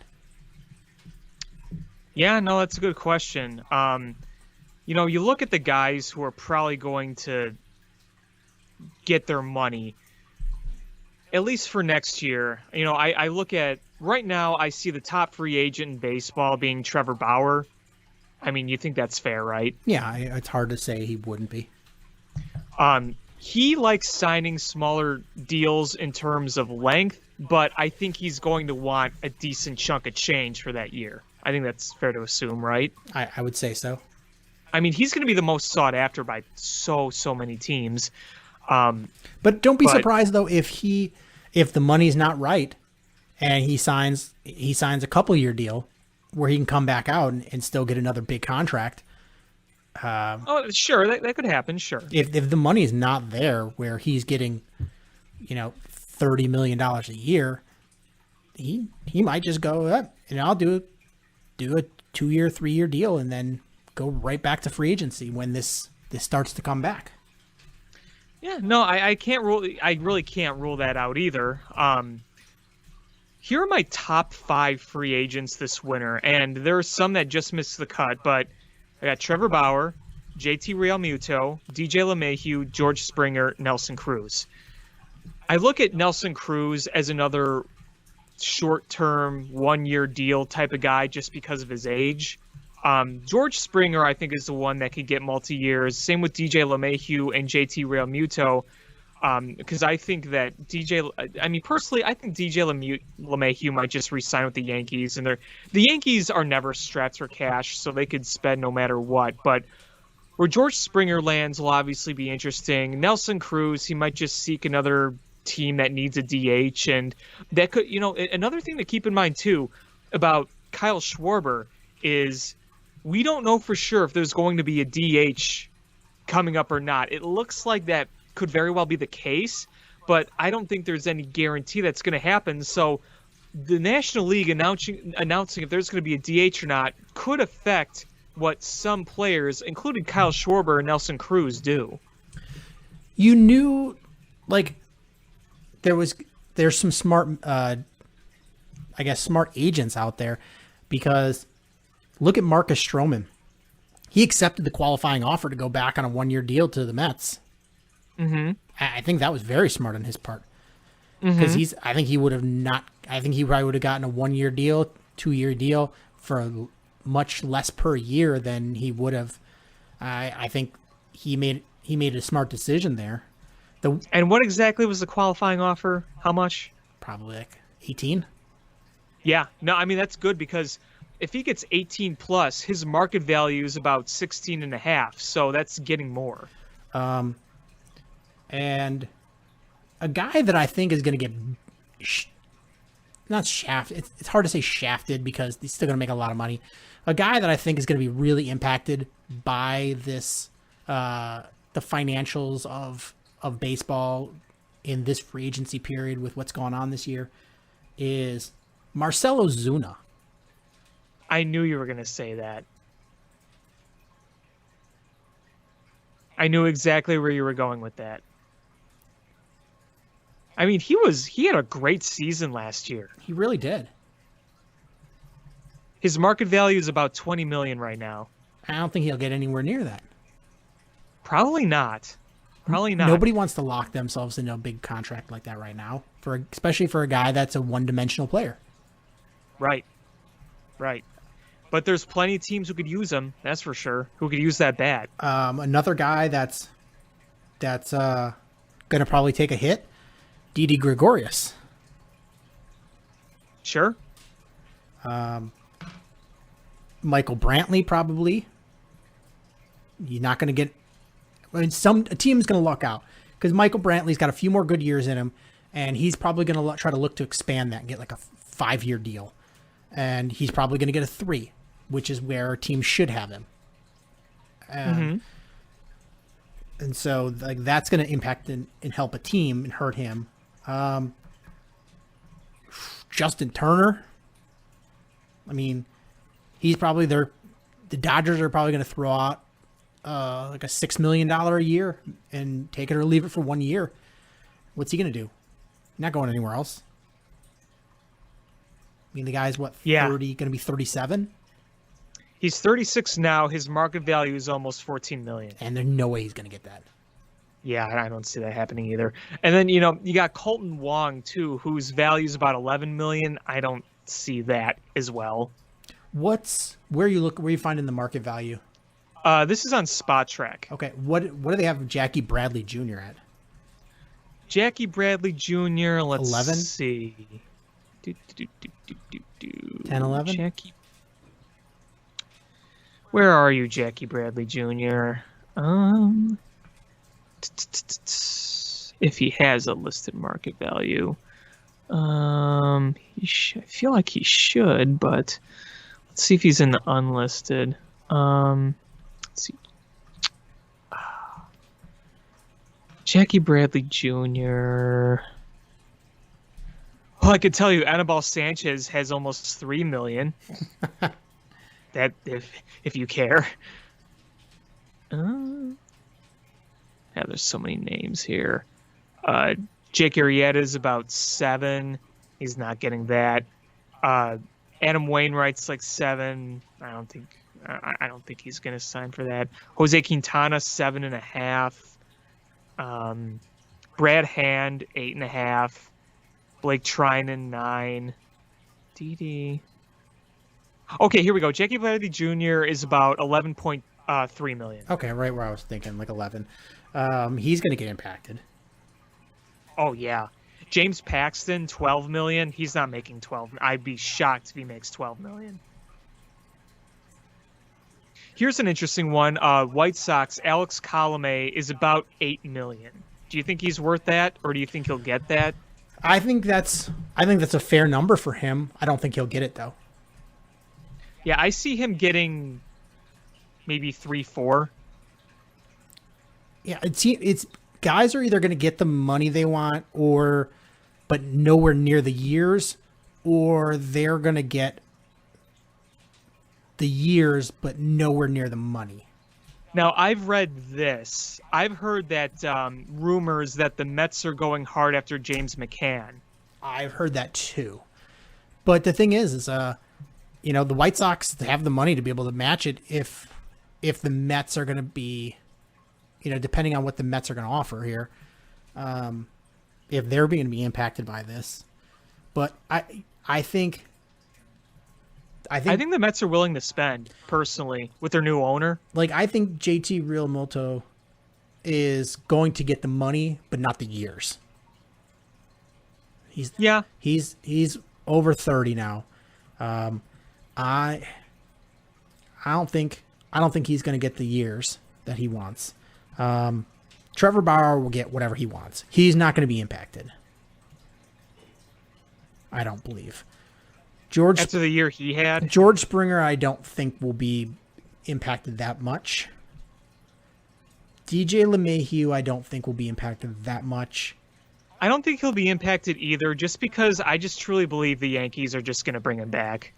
There's only a handful of guys that I think are just going to be not really impacted by this, but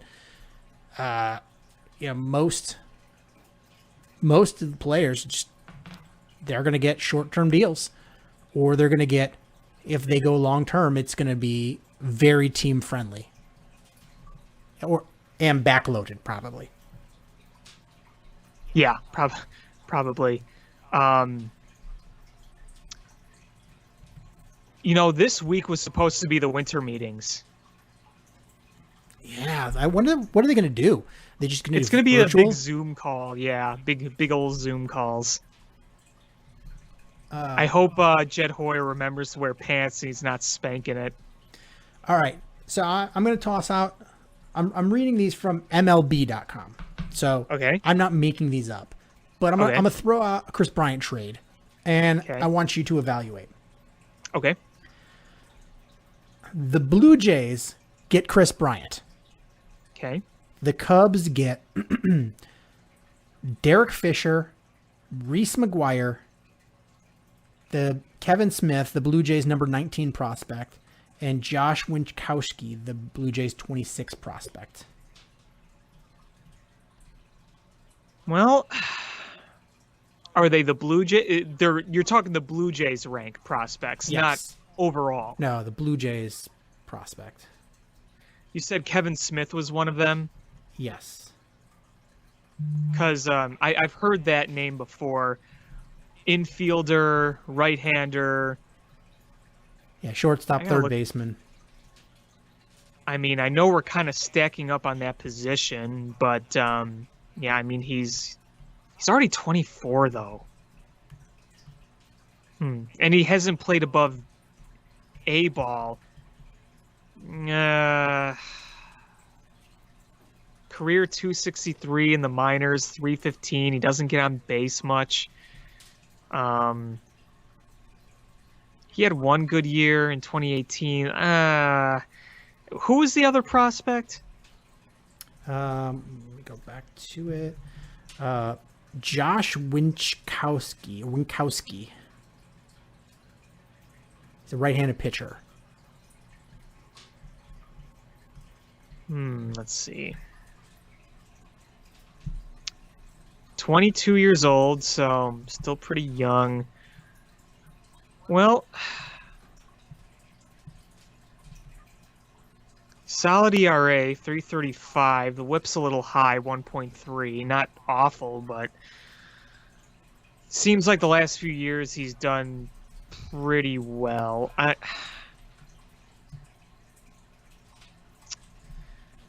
Number of injuries, though. I don't know. I'm not crazy about that one.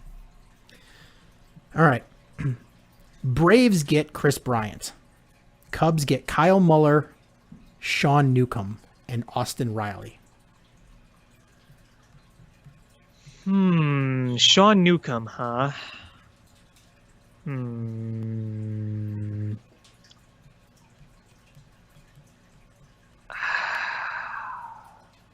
I mean, last year was he only pitched in 4 games. Well,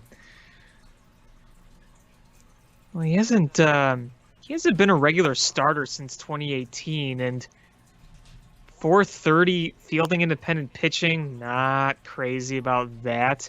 And you said Austin Riley was another piece? Yep. Well, he is young.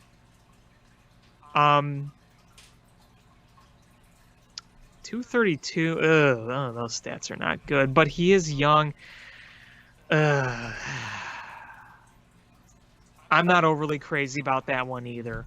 his projected stats: 243, 309, 452, 16 home runs, 48 RBI. And no, that's a downgrade in my opinion. Okay. Dodgers get Chris Bryant. Cubs get Chris Taylor and DJ Peters. I like Chris Taylor. I do. Is it really what we need? If he wants to slide over to left field, take over, then yeah, sure, maybe. Let's see. DJ Peters is 22. Hasn't played in the big leagues yet. 269, 363, 501, 92 home runs in 455 minor league games. What positions does he play? Center field. I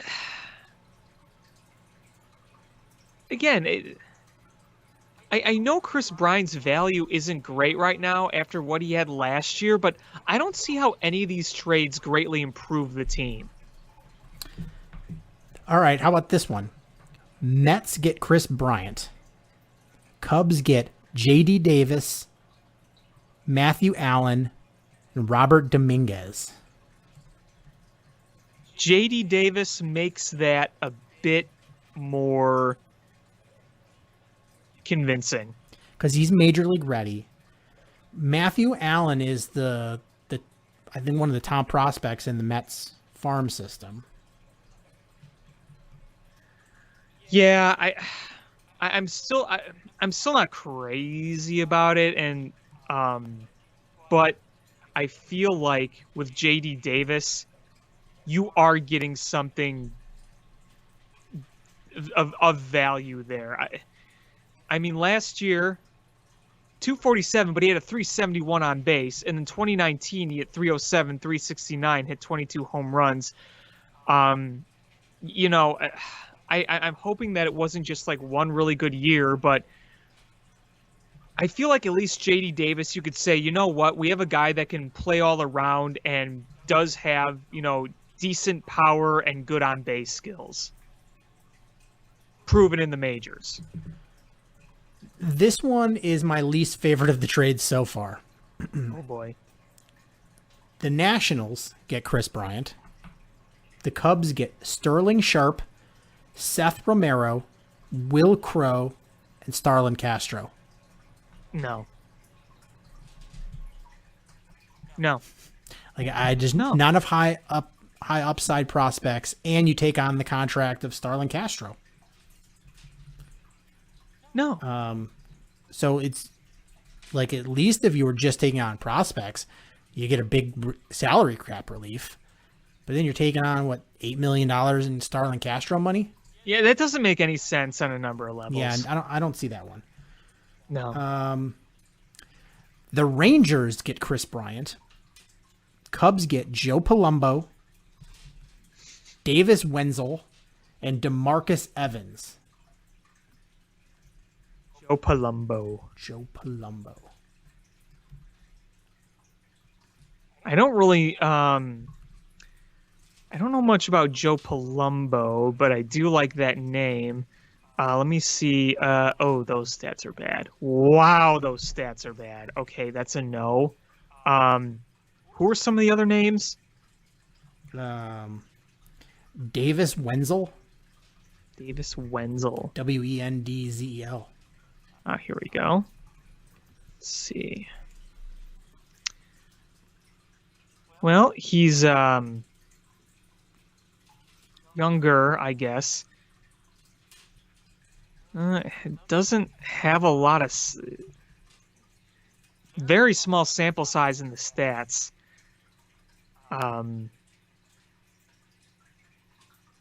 Yeah, there's just a few Arizona League, but the game sample size I'm seeing here is like 7 total games. So there's not a lot there. All right. So one more trade left. Okay.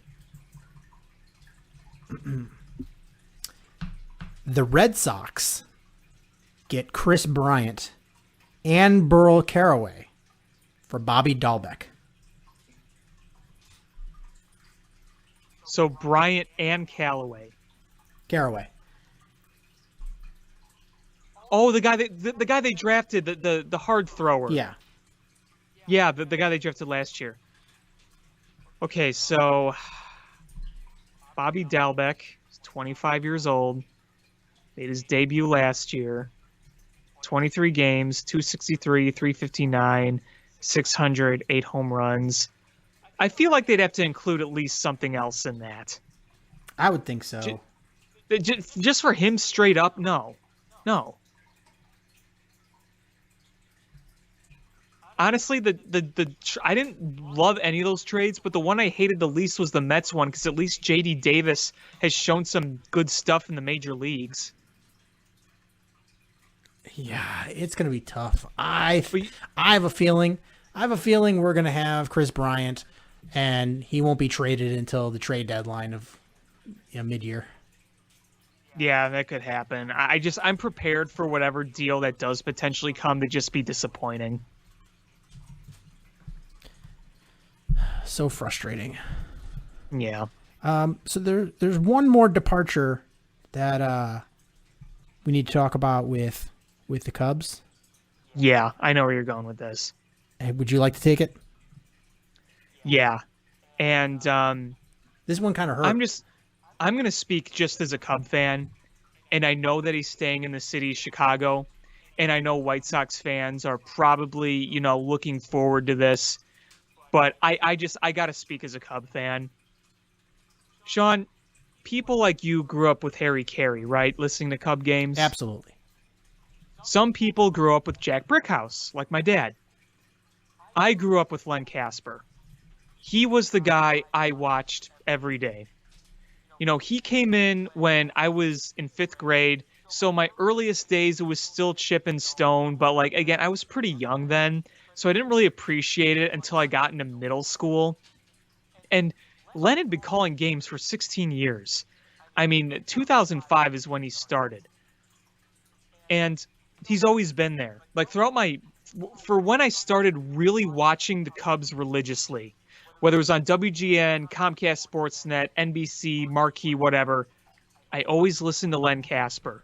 And he is one of the guys I've always admired the most. I've met him in person, a super nice, knowledgeable guy, and I'm just so used to hearing his voice on the telecast. And, that's over now. And, a part of my youth kind of went away with that. And it's the fact that it was so out of the blue. Out of absolute nowhere.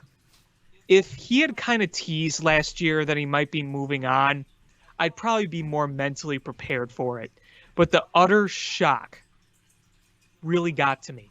Really, really got to me. And, there were a lot of people saying, this is all the Ricketts, the Cubs, the Marquee, Marquee's bad. And while I agree Marquee has a lot of kinks to work out, a lot of kinks to work out, it seems clear to me, based on what he says, and I believe him, that this is just a matter of Len Kasper saying, time for my next chapter in life. And I can't be mad at him at all for doing it. He's human like you and me, and all our listeners here. We go on to new jobs. We take new opportunities. That's part of life. So there are no hard feelings whatsoever on the Cubs side, who, tried to retain him, or on Led's side, saying, you know what, I'm passionate about radio. This opportunity opened for me. I want to take this opportunity. That's okay. That's okay. But, I can't lie. It does hurt. For White Sox fans, I hope you enjoy him. He is really a professional. I really think he's got great insight. He will do very well for you guys. Now, it is on the Cubs to find the right replacement. And I'm just afraid they're going to just go with some just bare bones Chris Myers type guy who is not necessarily awful, but doesn't add anything. That they're truly turning this into a corporate nationwide brand. That is on the Cubs to find the right guy. I'm not mad at the Cubs for the fact that Len Kasper walked. He walked because he wanted a new opportunity. But you got to find a good replacement. And that is where I'm going to hold them responsible. You know, So- we have had Jack Brickhouse. We have had Harry Carey. We have had Ron Santo. We have had like the best. My fear We had Pat Hughes, man. My fear is like Ron Santo, this team would not hire a Ron Santo. No. They would Oh, God, no. They would not hire Harry Carey. To be fair, I don't think many would this day and age. I think the Cubs need somebody that's just passionate and just lets it out. Just like, I swear, like when there was a game and Ron Santo yelled, I'm gonna jump out of this booth. And my friend texted me, goes, did Ron Santo just scream he's gonna jump out of the booth? Mind you, this is when he had his legs amputated. Yeah. Like, he's like, what is this? Or there's like, I wish somebody would go back and isolate some of his audio where he would just be like, ugh. It was just it's like filming your drunk uncle. Like, he is a guy that just bled Cubby blue. And I think we need a guy like that. Sure, you can have like Len is like that, but more professional. Right. But Right. I think you just have to find somebody that's going to just absolutely bleed Cubby blue and wear his heart on the sleeves. These fans want somebody that's just as passionate as they are. And we're about to go through some tough times, so we can't do it with a corporate shill play-by-play guy. And you know what? I think that's where they're going to go. That's what they're going to bring in. I wouldn't be surprised if they brought somebody that marginally had ties to this team. Yeah, there are a number of candidates I would love for this gig. I would love to get Brian Anderson from Milwaukee, but it might be kind of hard because he's got a lot of national gigs too. There are a few other guys out there, but it's going to be some guy who's just going to be a corporate yes man, just do what you're told, get in, get out, wear a tie. That's all it's that's truly where I feel like we're going with this. And you know what else is kind of sad, just on the topic of Cubs announcers in general, is that Len Kasper's gone. And, you know, I could say my favorite of all time, Pat Hughes, is still here, but man, I don't think he's got many seasons left. I don't think so either. I think he's going to be retiring within the next 2-3 years. Especially if this team goes into a full rebuild. Like, is he going to want to spend his last couple seasons rebuilding? You know. Yeah. I mean, that factors go into it, you know? Sure. And don't forget this. He has stepped away from a number of games more and more because of health and personal issues. And, you know, that's what happens when you get old. So he might go the Hawk Harrelson route and be like, you know what? I'm just going to broadcast a select number of games, and then eventually I'm going to retire. Though I can't help but wonder if the scope of broadcasting is going to change forever because of the coronavirus. Do broadcasters really need to travel with the team? Like, couldn't they all just like this year? They all just did from their own ballparks and studios. Don't you think that maybe they could just keep doing that from here on out? I think they could, and I think that would attract a lot more people and keep people in there. Like, you know, if you don't want to travel all the time and be away from your family, like traveling. Like, I've had a job where I had to travel. It's hard. Yeah, sure. And I was only traveling like one overnight a week, and it's just hard, you know. Like, you never get away because even when you're just traveling, like you're kind of like you're working because you're in a plane, you're in a car, or whatever, and like you're not with your family, you're not doing the things you want to do. Especially if you're getting older. You know, it gets harder when you get older. So I'm I think they would keep people in the job longer. I think so too. I mean, Ron Santo was one of a kind because I remember he was still traveling to like the West Coast towards the end of his life, and he was battling all those issues. But not everybody can do that. That's really tough on a lot of people. I mean, I know Hawk Harrelson did all the road games, so he still traveled too, and I give him credit for that. I just know he didn't do home games because didn't he have like a really long ass commute? Like, didn't he live in like Indiana or something? He lives in South Bend, Indiana, which is an How do you hour make that plus commute? away. So yeah, it's a heck of a commute. So for him, I give him credit for it. yeah, for him, when he would travel, like it wasn't that bad because he was, Right. flying wherever the team bus would take him and back and whatever. So it wasn't so bad. And then the home games, he was home and he was just spending time with his family. Yeah. It's obviously different for every person, whether they're, older, battling issues or whatever. But yeah, I just think that would, like you said, prolong careers. And but either way, I just don't think Pat Hughes is going to be around much longer. He's cutting back more and more, and they're going to need to replace him eventually. And I know Len Kasper is very passionate about radio. I was kind of hoping that if Pat Hughes was going to retire and he was still passionate about radio, I'm like, maybe Len Kasper could just switch to radio and then they'll get another TV guy. But, obviously that's not going to happen. And again, I think Len Kasper will do really well with the White Sox. He'll do mostly radio, a few things on NBC Chicago. Him and Benetti get along really, really well. They've done national broadcasts, so I think that's going to be a really good team So there. what's Steve Stone doing then? Third guy, third wheel. Really? Yeah. So they're taking 3 guys? Well, I mean, Len's only going to be on TV for a select amount of time. It's going to be mostly radio. Yeah. Steve Stone is getting up there too, but I don't really see him slowing down. No, because he's curmudgeon. Yeah, I don't even have a name that I'm even thinking about replacing Len. Yeah, like I said, Brian Anderson is the one I want, but I just don't think that's going to happen. Like the name I'm hearing is Chris Myers. I know, and that would be the definition of just bare bones, just doesn't add anything, isn't necessarily bad. I think you could do better. Yeah, that's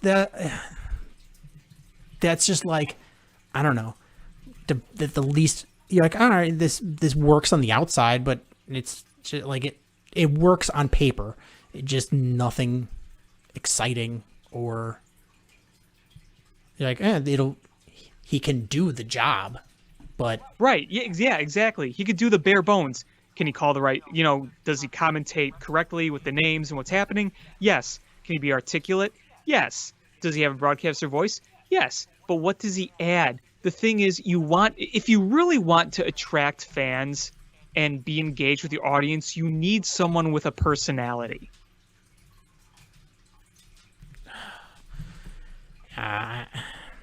But you know what? I honestly, they say they're searching for a guy. I think it's just going to end up being him. I think so too. I could be wrong, but that's just how I see it. That's how this new management operates.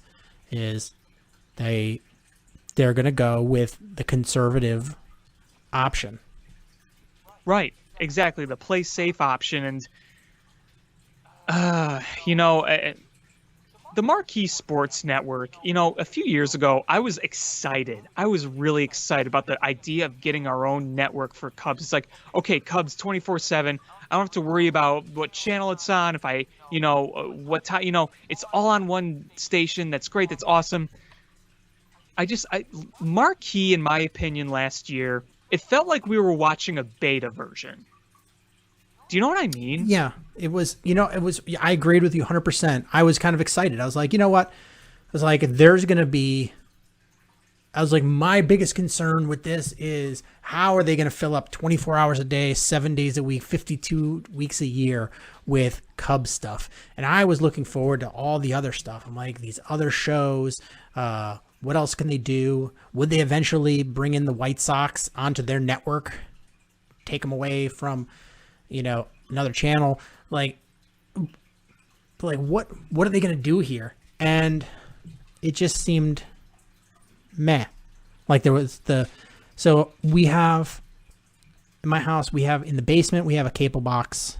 And then in the first floor, we have a cable box. But my office is upstairs. So we have a TV up there. We call it my daughter's play area. We have a TV up there where I can see it from my office, but it doesn't have a cable box. We just have the streaming. And it wasn't until towards the end of the season when they I could download the app, but it wasn't working with the registration. And I kept having to contact the help desk and nobody would respond to me. And I'm like, there's a problem with your app. And finally it got fixed towards the end of the season, like midway through the season. I'm like, oh, fun. So I'm like, I could have been watching more Cubs games, but I had to miss them all because I don't have a cable box up there. And it was just really frustrating. And what it was is they have, so when you go to authenticate it, I don't know if you ever use the streaming apps for like a smart TV, they have you authenticated online, and they make sure that you have like a cable package that has it, and then you can, once they authenticate it, you can stream it. It's just to prevent people that don't have a cable package from just streaming it. So I use AT&T Uverse, and it says that my carrier didn't have this channel, and I'm like, I'm literally have it on downstairs. Like I'm watching it as I'm trying to authenticate it. I'm watching the game. So I'm like, don't tell me I don't have it. And they told me I didn't have it. So it wasn't until like halfway through the season when it started working. So it's like, it's just buggy. I'm like, how long the reason you signed on with Sinclair Media is because they had, that's what they do. And you should be able to leverage that. But instead it seemed like a beta version. You're right. Yeah, it felt so incomplete. And I'm hoping that as time goes on, they slowly improve and add things, and maybe things improve. But I just, there are a lot of things that weren't working last year. The 3-man booths,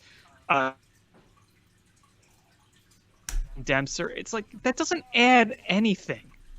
Just leave it. I have a name to replace Len. Who's that? John Lackey. Welcome to Cubs baseball. You sons of bitches. Please ignore Buttercup. I was really hoping you would jokingly say Tom Brenneman. God, please no. That is like one of the last. I saw somebody say Chip Carey. Oh, of course, that would always come up. No. Nope. That's a big old nope. Nope. Oh man. That's a big no. Is there anything else you want to add? Oh, wait, one more thing. Is my friend just texted me. And do you know what website is up and active right now? What's that? FireMattNaggy.com. Oh, really? Oh boy. Hold on. So I gotta if you guys are not on it, go to it. But it's got a picture of Matt Nagy, and it just says, Fire Matt Nagy. Boo this man. This is real. Bears record. This loser. is real. My favorite is the quote from Virginia McCaskey. I saw Franklin Delano Roosevelt on a cable car in 1926. That was over 30 years ago. Oh, man. Oh, that is so wonderful. FireMattNaggy.com is live, and I do not own it. So I'm not taking any credit for it. Whoever you are, this bud's for you. Bears record. Loser. I saw Franklin Delano Roosevelt on a cable car in 1926. That was over 30 years ago. Virginia McCaskey. Oliver. Oh, my God. Well, I think that's going to do it for this episode of Bill Swerski Sports Talk Chicago. Hopefully we talked you all off the ledge.